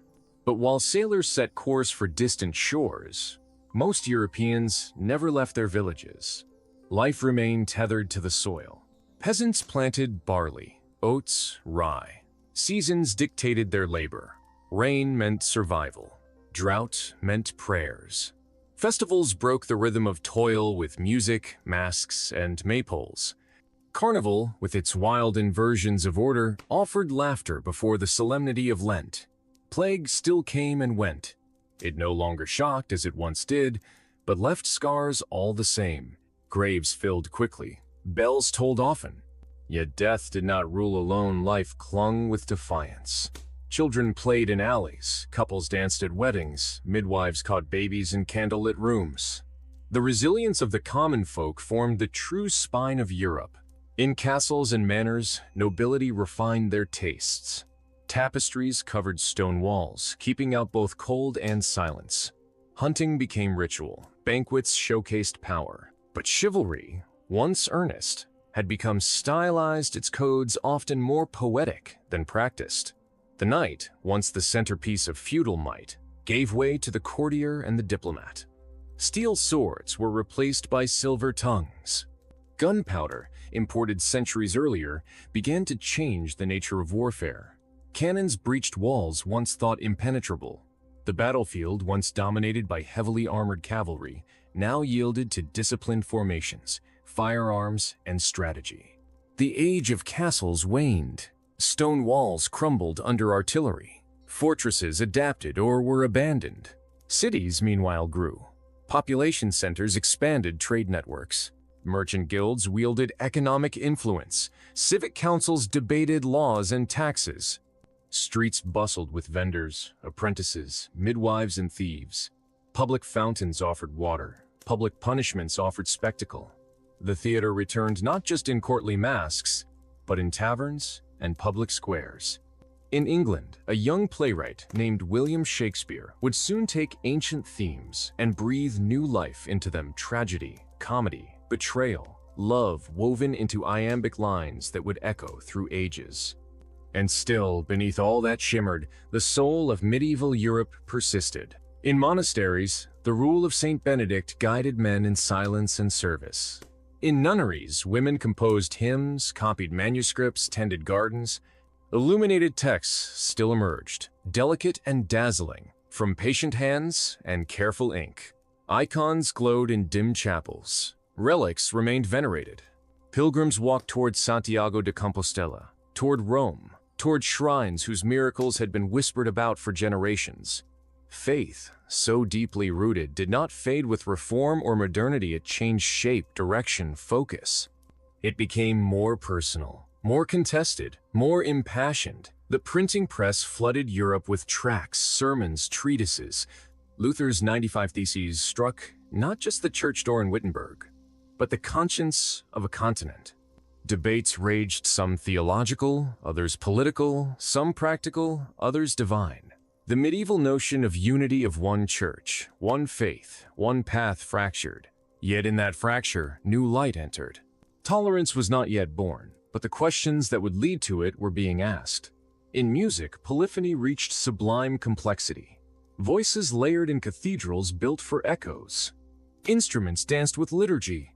A motet sung in candlelight held centuries of belief within a single note. The air was thick with incense, with memory, with reverence. The hours passed not by clocks, but by chance. Time was not mechanical, it was sacred. And so, as you rest tonight, lulled by the hum of centuries and the soft hush of histories gently turning their final medieval pages, know that the Europe of this age was never merely a backdrop for kings and wars. It was a living tapestry of faith and doubt, of labor and celebration, of learning and forgetting, of fear and hope. Beneath every stone and every village, beneath every fresco and every chapel, beneath every verse and every psalm, there was a beating heart. And that heart still beats, quietly, steadily. I end the silence between stories. Drift there now. Let it carry you. As the waning light of the medieval world faded into the luminous glow of the early modern era, Europe stood suspended between what had been and what was beginning. The 5th century of this 1,000-year slumber drew toward its close, not with silence, but with layered echoes of cathedral bells ringing in newly Protestant cities, of arguments spilling from university halls, of quills scratching fervently across the pages of newly printed treatises. The continent no longer moved in unison. Unity, once embodied by a single church and feudal order, had fractured into varied expressions of belief, governance, identity, and ambition. But while the old world fragmented, it did not vanish. Its stones still stood, its rhythms still throbbed, its spirit lingered, deeply buried in the habits, customs, and breath of every man, woman, and child whose eyes still searched the sky for signs and whose hands still folded in prayer. In the German states, the Reformation advanced like fire on parchment. Martin Luther's words, once confined to Wittenberg, now thundered through Europe thanks to Gutenberg's movable type and the hunger of minds that had long questioned the opulence of Rome. Churches were emptied of icons, relics were removed, indulgent cellars cast out. Sermons took on a new tone, plain-spoken, local, burning with personal conviction. In Zurich, Huldrych Zwingli stripped the altar of ornament. In Geneva, John Calvin structured faith with the precision of a lawyer and the fervor of a prophet. Yet even as Protestantism spread, it met fierce resistance. In France, wars of religion erupted, neighbor against neighbor, brother against brother. In England, the schism with Rome birthed the Anglican Church, but conformity was neither instant nor painless. Martyrs burned for both sides. Elizabethan compromise only partially disguised the underlying tensions.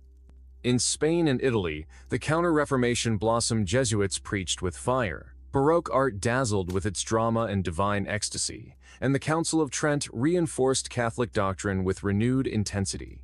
This was a time of both destruction and creation. As altars were smashed and monasteries dissolved, printing presses ran day and night.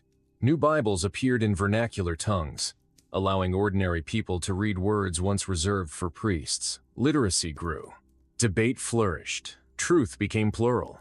And in this cacophony of reform and resistance, the medieval voice softened but did not cease. It whispered still in the shadows of ruined cloisters and the rituals that refused to fade. Pilgrimages may have slowed, but sacred journeys remained in the heart. Candles were still lit for saints, prayers still murmured before sleep, and fasting observed in quiet kitchens where superstition and faith stirred into soup with equal measure. The rural heartland of Europe remained deeply traditional. In remote villages tucked in valleys and forests, life carried on as it had for centuries. Crops were planted, animals tended, births and deaths recorded in parish books. Folklore and Christian belief blended seamlessly. People still feared witches, revered holy wells, and marked the calendar by both moon and martyr. The village priest was healer, judge, and shepherd. The church was the anchor of the soul, its walls a refuge from plague, poverty, and war. Yet, even in these enclaves, change seeped in. Travelers brought news of distant kings and strange beliefs.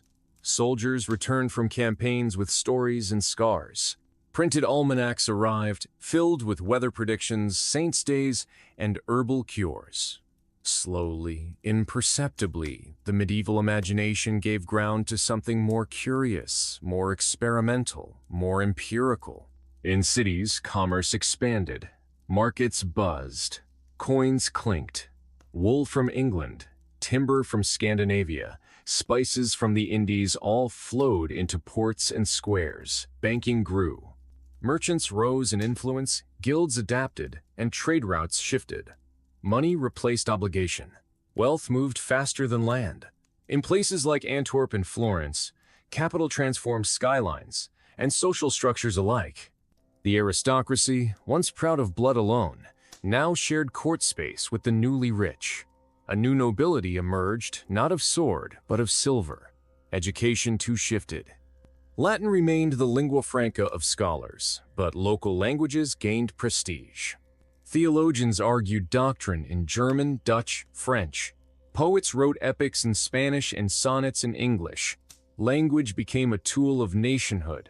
The idea of the nation of a people bound by tongue, law, and land began to eclipse the older idea of Christendom. Maps reflected this change. No longer simply spiritual, they became territorial, political, strategic. In this reshaping of space, the world itself grew. Columbus had crossed the ocean decades earlier. Magellan circled it. Cortés and Pizarro conquered empires. The shock of the New World had become a central fact of European life. Gold and silver flooded back, but so did disease, violence, and a haunting awareness that the world was far larger and more complex than previously imagined. The medieval worldview, with its concentric heavens, its orderly hierarchy of being, its stable sense of time, was under siege. Time itself changed. Clocks ticked in town squares. Days were measured in hours, not only in bells. Calendars were standardized. The medieval sense of cyclical, sacred time gave way to linear, historical time. The past became subject to analysis, comparison, and criticism. Chronicles gave way to histories. Hagiographies yielded to biographies.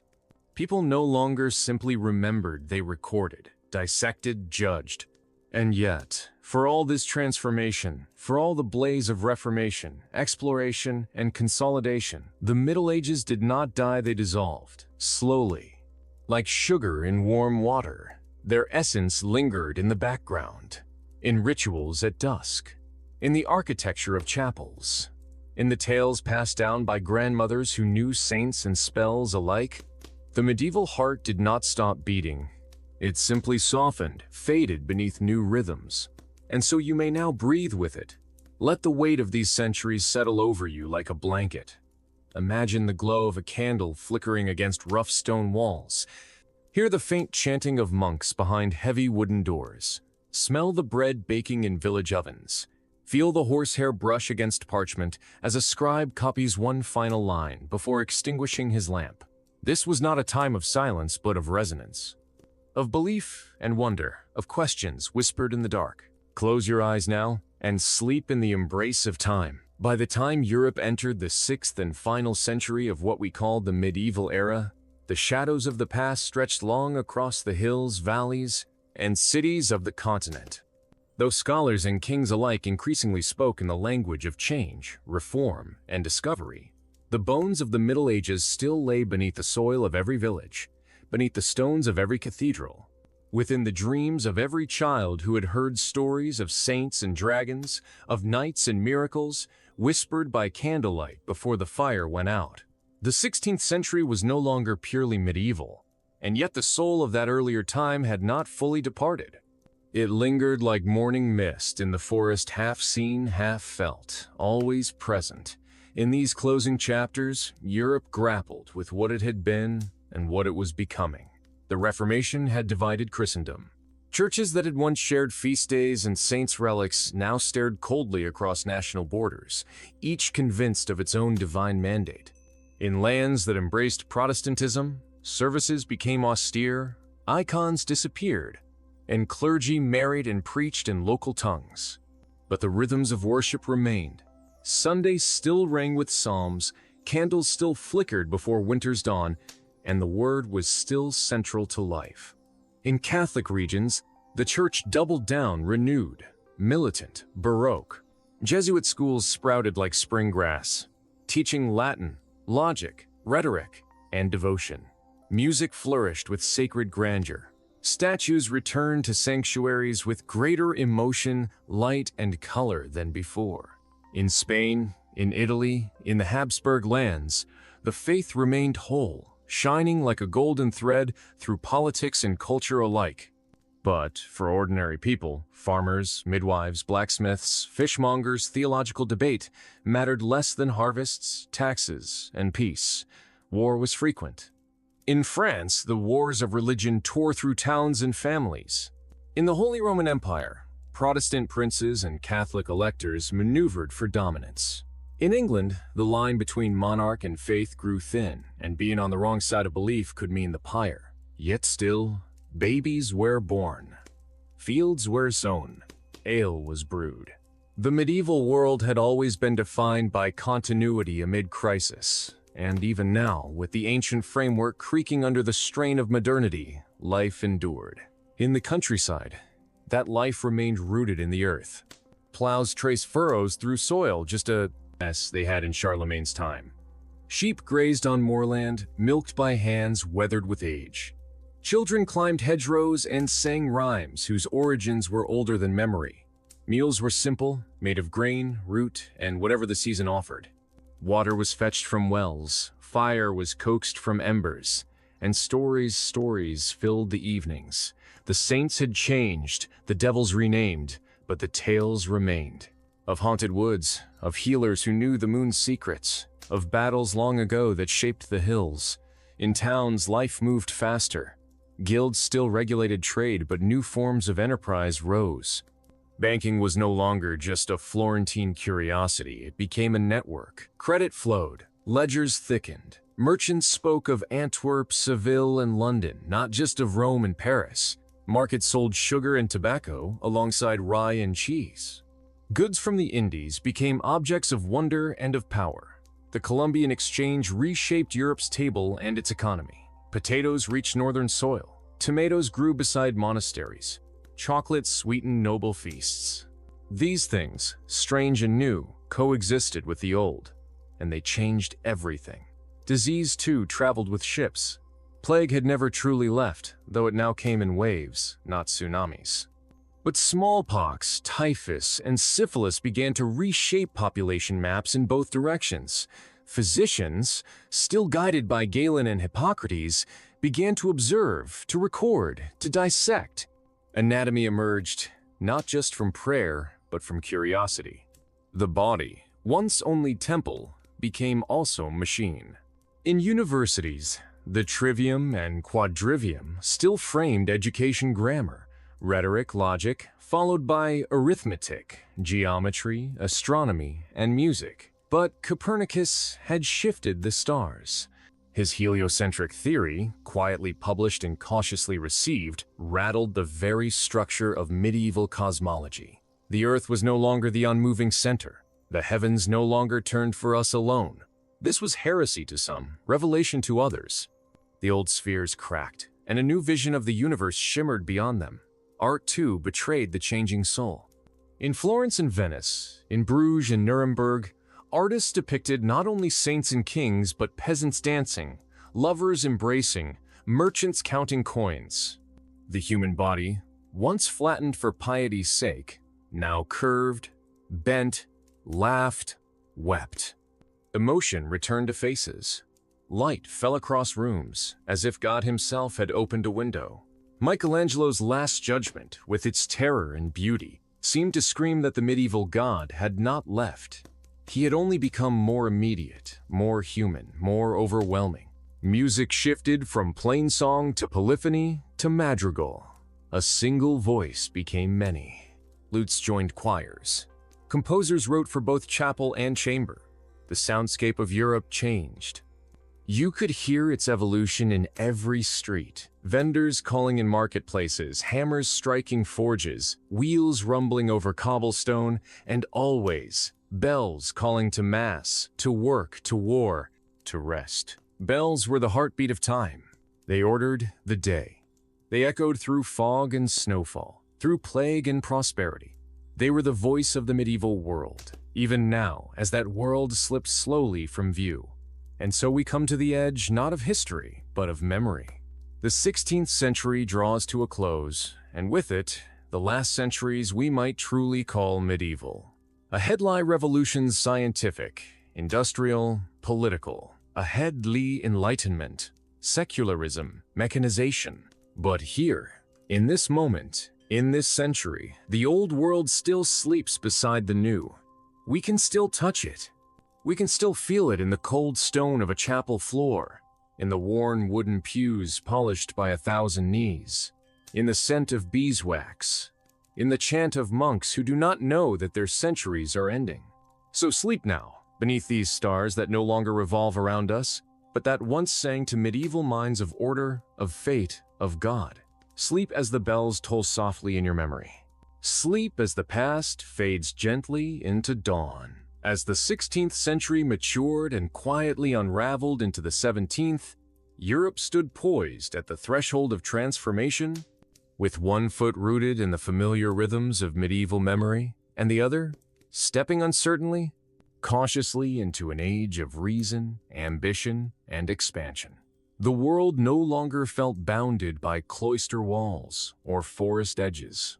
The maps had grown, the stars had shifted, the word of God had been printed in 100 tongues, and yet the echo of the medieval age still hummed softly beneath it all, like a melody beneath a rising chorus.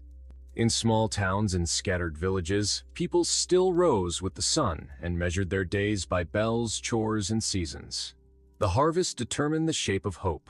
A late frost could mean a year of hunger. A warm autumn could yield weddings, feasts, and coins enough for candles in the church. The land remained both cradle and tyrant, its moods determining fate. Yet more and more that land was being assured, charted, taxed, reformed. Feudal bonds continued to dissolve, replaced by legal contracts, market exchanges, and increasingly centralized power. The medieval mosaic of lords and vassals gave way to bureaucracies, ledgers, and statutes. Kings no longer simply ruled by divine favor. They legislated, surveyed, levied, and their reach extended farther than ever before. France, Spain, England, these crowns pushed outward, sending galleons and caravels across oceans. In Madrid, courtiers whispered of Peru and the Philippines. In Lisbon, tales of India and Africa mixed with the scent of cinnamon and cloves. In London, news of Virginia and Newfoundland stirred dreams and debates. But exploration did not mean departure from the old. It meant an expansion of its frame. Sailors still prayed to St. Nicholas before embarking. Captains carried relics, blessed by priests, to protect their ships. The supernatural traveled with the cartographers. and the people left behind still saw the world in medieval terms. Demons in storms, God in sunsets, fate in every fallen sparrow. Back on the continent, the tensions between past and present, between authority and inquiry, flared into confrontation. The Church, wounded but not broken, remained a formidable force. In Catholic lands, its influence was palpable in architecture, ritual, and law. The grandeur of its cathedrals grew more ornate, its music more soaring, its art more immersive. The Baroque style, born from a desire to move the soul, to strike awe and devotion into every heart, painted saints with flowing robes, angels with gleaming eyes, and martyrs with wounds that glowed with grace. But not all were stirred to reverence. In Protestant regions, simplicity reigned. Wood replaced marble. Whitewashed walls spoke more than painted ceilings. The pulpit rose higher than the altar. The word, not the wafer, stood central. And with this shift came a new kind of literacy, not just of scripture, but of self. People began to write diaries, keep accounts, measure their inner world with the same seriousness they had once reserved for prayer. In cities, coffee houses and salons sprang to life. People gathered not to venerate, but to argue. The human mind, once a vessel for faith, became an instrument of exploration. Yet even as the Renaissance flared and the Enlightenment flickered on the horizon, the world was still wrapped in mystery. The stars, though now observed through telescopes, still twinkled with riddles. Astrology remained alongside astronomy. Alchemy danced with chemistry. Physicians still bled patients with leeches while dissecting cadavers to understand circulation.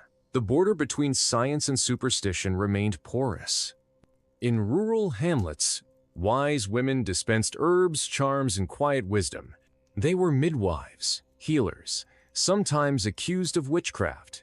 The witch hunts, though not new, reached fever pitch in this era. Fear and misunderstanding fueled trials, tortures, and executions. In Germany, Scotland, and parts of France, the cry of heresy became the echo of a more primal dread, the fear of the unknown, of the other, of a world slipping beyond comprehension. Yet even in this, the medieval mind spoke. The concept of evil, of cosmic struggle, of the devil walking among men had not vanished. It had simply found new names, new victims. Meanwhile, in the courts and capitals, power consolidated. Monarchs sought to tame not only their nobles, but their peoples. Louis XIV, who would one day call himself the Sun King, watched as absolute monarchy crystallized into form. The medieval idea of kingship, that a ruler must serve God and realm, gave way to the doctrine of divine right, wherein the king was not merely God's servant, but his chosen embodiment. The court became theater. Rituals became politics. Appearances became law. Versailles would soon bloom as the supreme symbol of such majesty, a palace of light and mirrors, reflecting not only the king's image, but the fading glow of medieval fealty. Education, too, expanded. Universities grew in number and scope. Scholars wrote not only in Latin, but increasingly in vernacular languages, making knowledge accessible to broader audiences. Galileo peered at the moons of Jupiter. Kepler plotted elliptical orbits. Bacon laid the groundwork for empirical thought. But for many students, the text still opened with Aristotle, Aquinas, and Augustine. The past was not forgotten, it was engaged, reinterpreted, contested. Beneath the ink of every new theory, the ghost of medieval reasoning still hovered. In architecture, Gothic styles lingered, even as Renaissance symmetry gained favor. Flying buttresses remained. Rose windows continued to catch the light. New chapels were built in old forms, especially in the north. And though the Renaissance was born in Italy, its passage across the Alps was slow, uneven, colored by local custom and weathered stone. Music, too, carried memory. Chorales echoed Gregorian chants. Organs filled cathedrals. Why? Thunder and tenderness alike. Composers like Palestrina and Byrd wove the sacred into the sublime, binding generations together through melody. The average person may never have heard of Machiavelli, Copernicus, or Descartes, but they knew when the bells rang for evensong. They knew which saint protected their flocks, which prayer to whisper over a newborn's cradle, which relic to touch before planting in spring. Their lives were not untouched by change, but they were not consumed by it either. In their kitchens, their fields, their beds, the medieval world lived on. The clock may have ticked forward, but time remained circular, marked by feast and fast, by planting and harvest, by birth and burial. And so, as Europe moved ever further into a future of revolution and reason, the echoes of the Middle Ages did not cease. They softened, they receded, but they remained, like the scent of incense in old stone, like the faded fresco beneath new paint, like the hush that falls before the hymn begins. Tonight, rest in that hush. Let the centuries cradle you. Let the faiths, fears, and fables of 1,000 years lull you into stillness. The bells have not stopped ringing. You are simply hearing them from afar. By the time the final chapters of medieval Europe slowly yielded to the emerging dawn of the modern world, it was no sudden rupture, no clean break from the past, but rather a slow and quiet fading of one era into another. The transition was more like a long twilight than a sunrise, soft, uncertain, and filled with echoes of what had been. Even as new empires rose, new philosophies took shape, and revolutions loomed on the far horizon, the soul of medieval Europe continued to breathe quietly in corners untouched by progress, in hearts still bound to the old ways, and in customs that refused to vanish. In these waning moments of the Middle Ages, Europe remained a continent divided yet deeply interwoven. The grand kingdoms of Spain and France asserted their might with newfound confidence, yet beneath their thrones still whispered the voices of centuries monks who once illuminated manuscripts, peasants who once labored under lords, pilgrims who walked barefoot to shrines no longer visited. In the countryside, where the modern world arrived slowly and hesitantly, life still moved to the pulse of the seasons. Spring brought lambing and plowing, summer the heavy heat of harvest, autumn the gathering of grain and cider apples, and winter the hush of frost and firelight. Superstitions endured. A charm against sickness might be hidden in the rafters. A piece of bread left out for the household spirit. A bell rung not for time, but to ward off thunder. Even as calendars changed, as governments centralized, and as universities debated the structure of the cosmos, the villager still bent his head at the sound of the Angelus, still crossed himself at crossroads, still whispered to the saints. The Church, fractured by Reformation and Counter-Reformation, remained a presence in nearly every aspect of life. In Protestant lands, sermons rang out from pulpits, delivered in the language of the people. Psalms were sung in four-part harmony. Ministers visited the sick and recorded births, marriages, and deaths with ink that still smelled of oil and ash. In Catholic realms, the rosary clinked softly from the fingers of widows, incense coiled like smoke from old wounds, and processions wound through narrow streets with flickering candles and hymns known by heart. The Inquisition still operated in shadowed corners. Heresy remained a danger, but for most, faith was not politics. It was comfort. It was rhythm. It was what tied the living to the dead, the present to the past, and the soul to something beyond itself. Education had grown, but it was still a privilege. Latin remained the tongue of the educated, of priests and scholars. Yet more people could now read in their own languages. The printing press had birthed a quiet revolution. Books traveled further than armies. A peddler might carry almanacs and psalters, fables and herbals. Children might learn their letters from hornbooks. Women, once excluded, began to appear in marginalia: patrons, poets, midwives, recording remedies. Knowledge slipped from monasteries into parlors. Yet it was not only words that changed minds. Images still held power. Woodcuts showed witches flying on brooms, cities burning with plague, angels measuring souls. Stained glass told the stories of Genesis and Revelation. Tapestries still adorned castle walls, woven with beasts and saints, stars and flowers, battles and banquets. Music evolved too. The single line of chant had blossomed into polyphony. Courts now employed composers, who wrote motets for mass and madrigals for merriment. The lute became fashionable. The viol was mournful and elegant. Peasant songs, meanwhile, echoed through meadows and fields melodies of love, of loss, of work, of war. Some tunes were ancient, their origins forgotten, their refrains passed from grandmother to grandson like heirlooms. Urban life expanded, reshaped by trade and craft. Guilds still held sway, though their grip was loosening.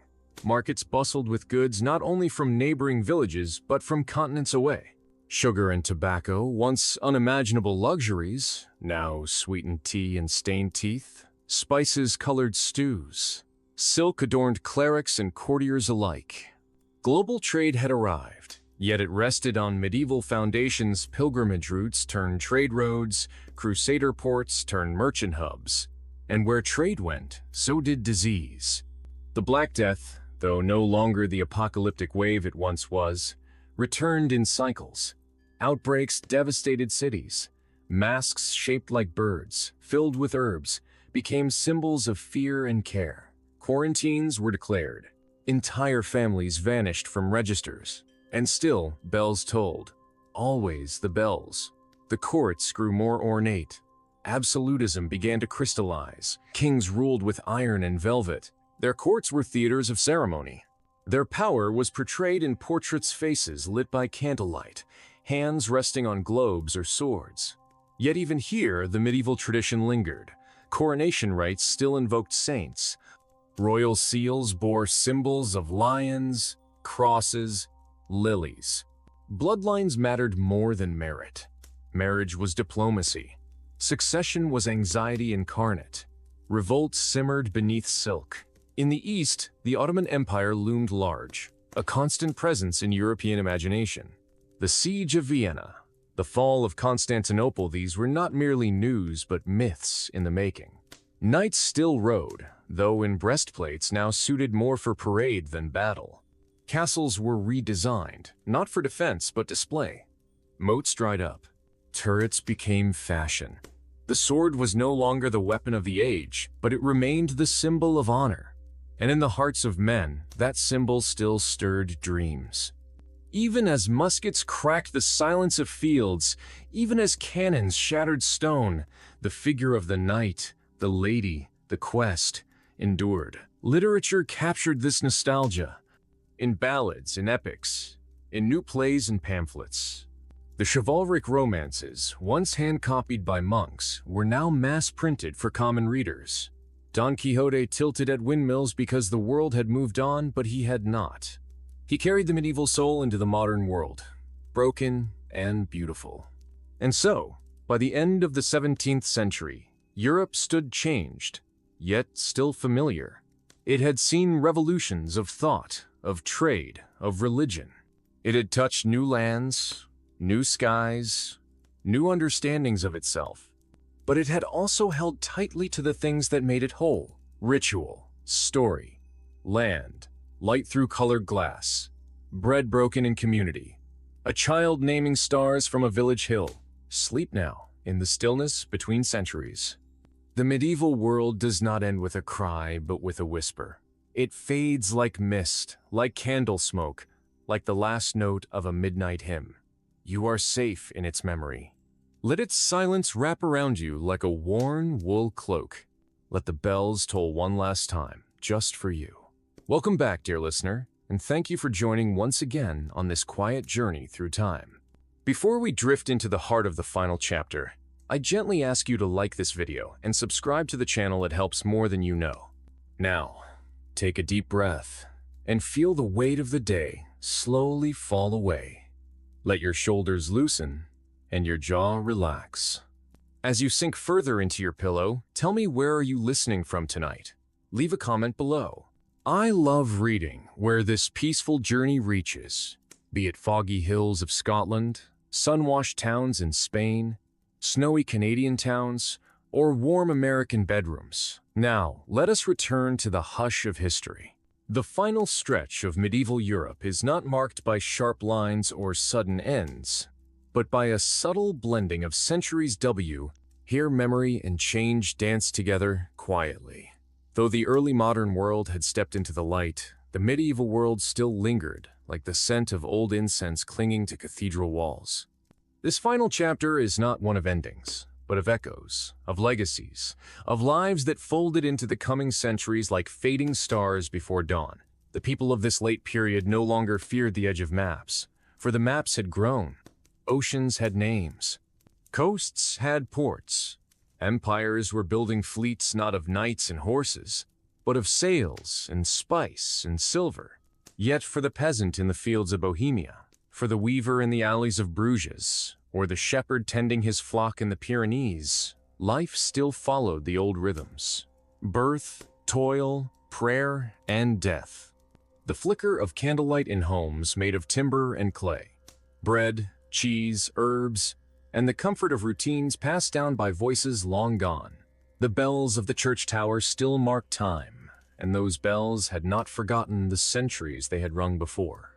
The church, though fractured and reformed, remained the spine of the village and the calendar. Even where Protestantism had swept away the saints and icons, the memory of processions and relics still hummed beneath the new words of Scripture. People still whispered blessings over newborns. They still paused in silence when a funeral passed. They still lit candles on stormy nights. The souls of the faithful dead were not gone. They were simply unseen, ever present. Education, once the rare jewel of monasteries, had trickled downward. Towns had grammar schools. Children, even girls in some places, learned to read. The printed word had broken free from the scriptorium. A new kind of memory took shape, no longer whispered from lips alone, but bound in paper and ink, stored on shelves, traveling further than any troubadour. Yet the books of this age often still look backward. Tales of Arthur and Roland were still told. Bestiaries still spoke of unicorns and manticores. Saints' lives still offered miracles to weary hearts. The New Age had not abandoned the old, it had inherited it. In castles, once built for war, lords now lived in comfort. Their halls had glass windows, their hearths carved in marble. Armor hung on the walls like old stories, reminders of a world where battles were fought face to face. Now war came with smoke and powder, lines of soldiers moving like clockwork. But the knight remained in the mind a symbol of honor, of courage, of duty. Children still played with wooden swords. Artists still painted knights beside angels. The countryside, too, changed slowly. Forests were cleared, fields expanded, roads paved with cobble. But some paths remained worn by centuries of pilgrimage. The steps of the faithful, year after year, season after season, carved trails deeper than time. Monasteries that had survived reform and war still offered hospitality. The smell of baking bread and beeswax candles still filled their kitchens. The hum of Latin psalms still rose at dusk. Pilgrims still sought Santiago, Rome, Canterbury. Not all were devout, some walked for penance, others for wonder, and many because it was simply what one did. A rite older than memory. In cities, the world moved faster. Clocks ticked. Merchants haggled. Printing presses clattered. The hum of trade grew louder. Yet in the corners of every market square, there was always a storyteller, a fiddler, a seller of charms and herbs, a seamstress stitching prayers into hems. The medieval heart beat within stone walls and timber roofs. Its pulse was softer, but steady. Music, though transformed, still carried echoes of chant. The organs of great cathedrals thundered with the same notes sung by monks centuries before. Folk tunes still held the cadence of fields and forests. A lullaby in 1600 could trace its melody back to a cradle in 1100. These were not remnants. They were continuities, bridges between centuries. And so, as Europe approached the Enlightenment, the medieval world was not forgotten. It was folded into the fabric of the present. In the gardens of new palaces, labyrinths were designed not only for beauty, but as metaphors for the journey of the soul. In the pages of philosophers, ancient texts were quoted alongside new ideas. And in the hearts of the poor, who still prayed for rain, who still feared wolves, who still honored saints with flowers and song, the Middle Ages lived on not as history, but as daily breath. This was the final act of medieval Europe, not collapse, not conquest, but continuation. 1,000 years whispered onward through lullabies, liturgies, customs, and care. As you rest now, imagine yourself not as separate from those centuries, but part of their long and winding story.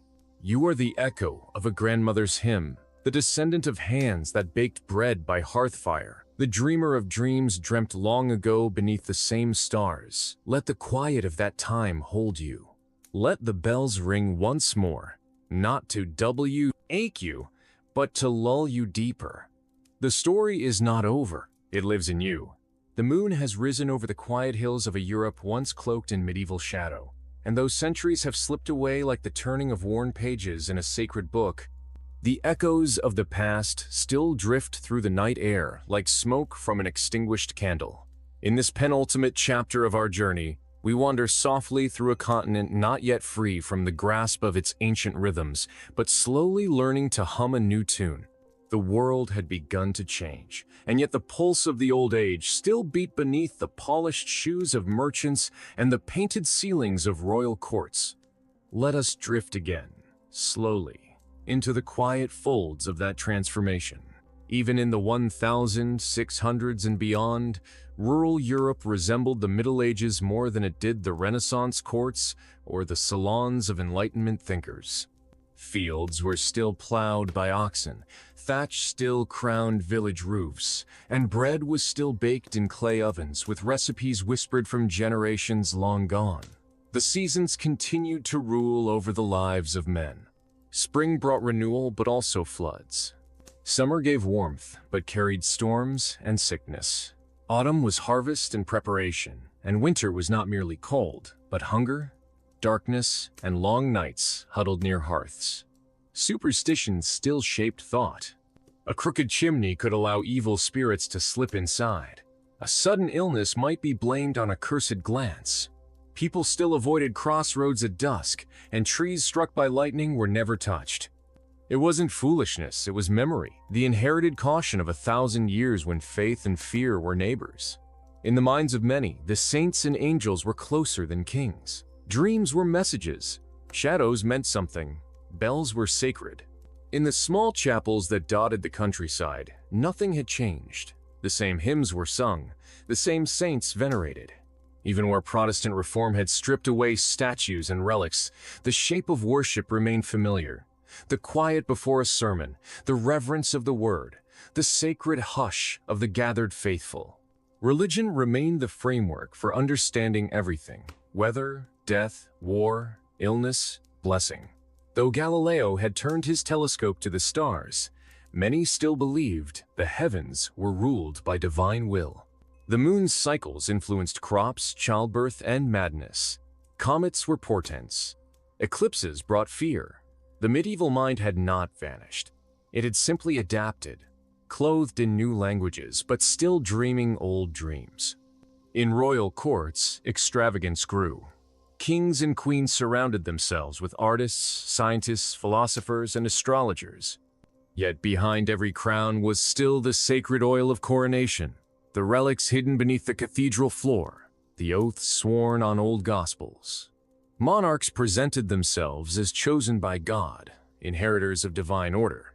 Their portraits hung heavy with symbols: lions, crosses, swords, globes, thrones, each one steeped in medieval meaning.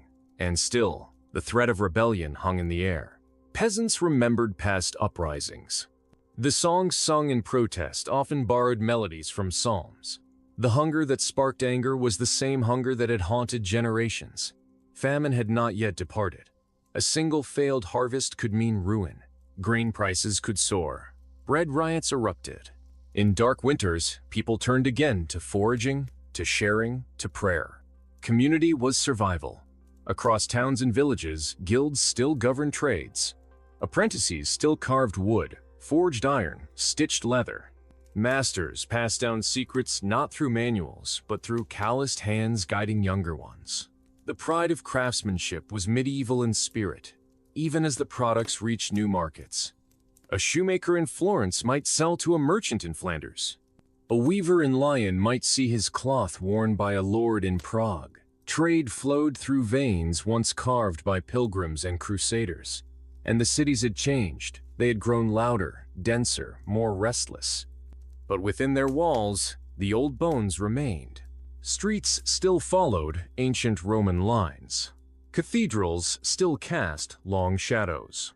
Markets still opened at dawn with the same calls, the same baskets, the same smells of spice, fish, and sweat. Children played in alleys with rhymes older than memory. Music poured from windows. Dancers still wore ribbons.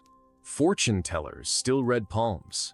And in the corners of every tavern, someone always spoke of the past of old kings, old wars, old magic. The fascination with chivalry remained strong. Even as gunpowder rendered knights obsolete, stories of Arthur, Charlemagne, and Roland persisted. New plays, poems, and books romanticized the very world that modernity was leaving behind. It was a nostalgia not for comfort, but for clarity, for a time when the world seemed organized by divine design, when every role was known, every ritual meaningful, every day structured by bells and prayers. And truth. The Middle Ages had always been more complex, but the memory of them was soothing. In candlelit rooms, people still told ghost stories set in ruined monasteries. They still dreamed of enchanted forests and holy quests.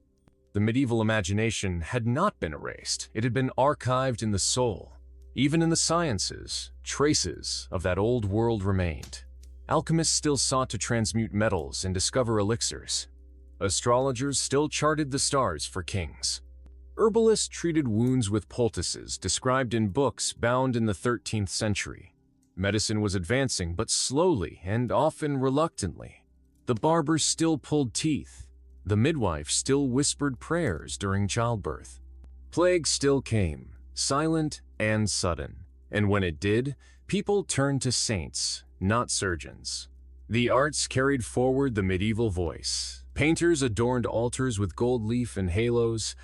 Carvers shaped wood into sorrowful virgins and triumphant martyrs. Stained glass still told stories to those who could not read.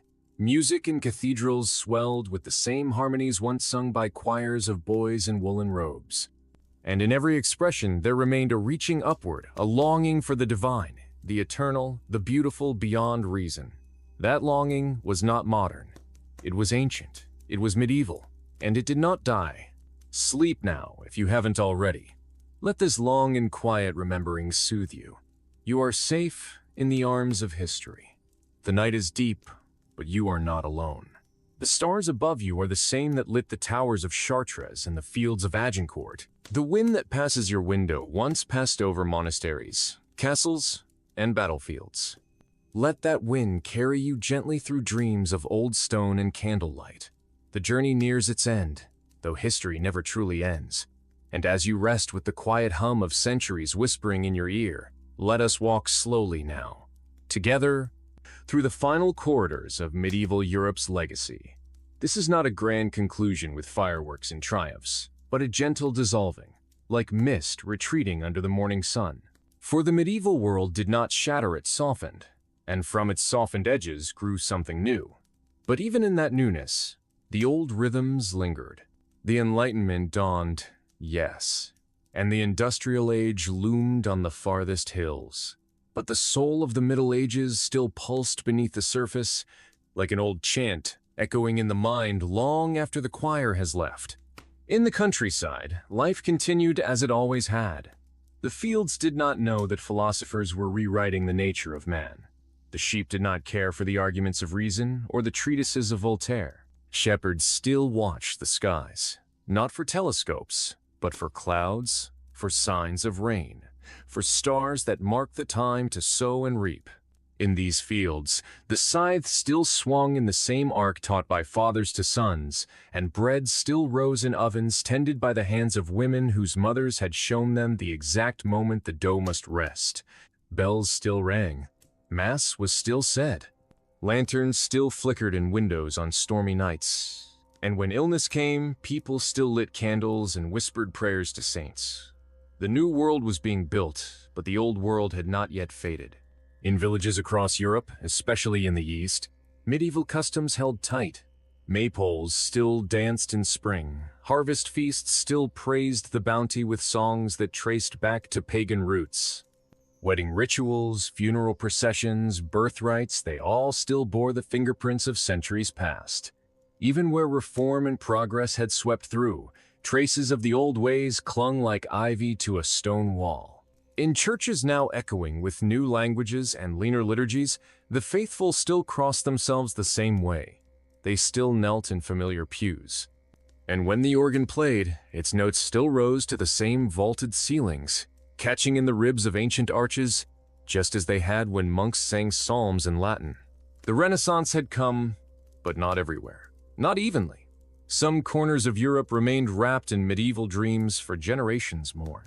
The hills of Romania, the plains of Poland, the forests of Lithuania, the highlands of Scotland all held pockets where time moved differently, where the turning wheel of history ground slowly, reverently. There were places where the night was still feared, where the hearth was still sacred, where tales were told by firelight and silence was a form of worship.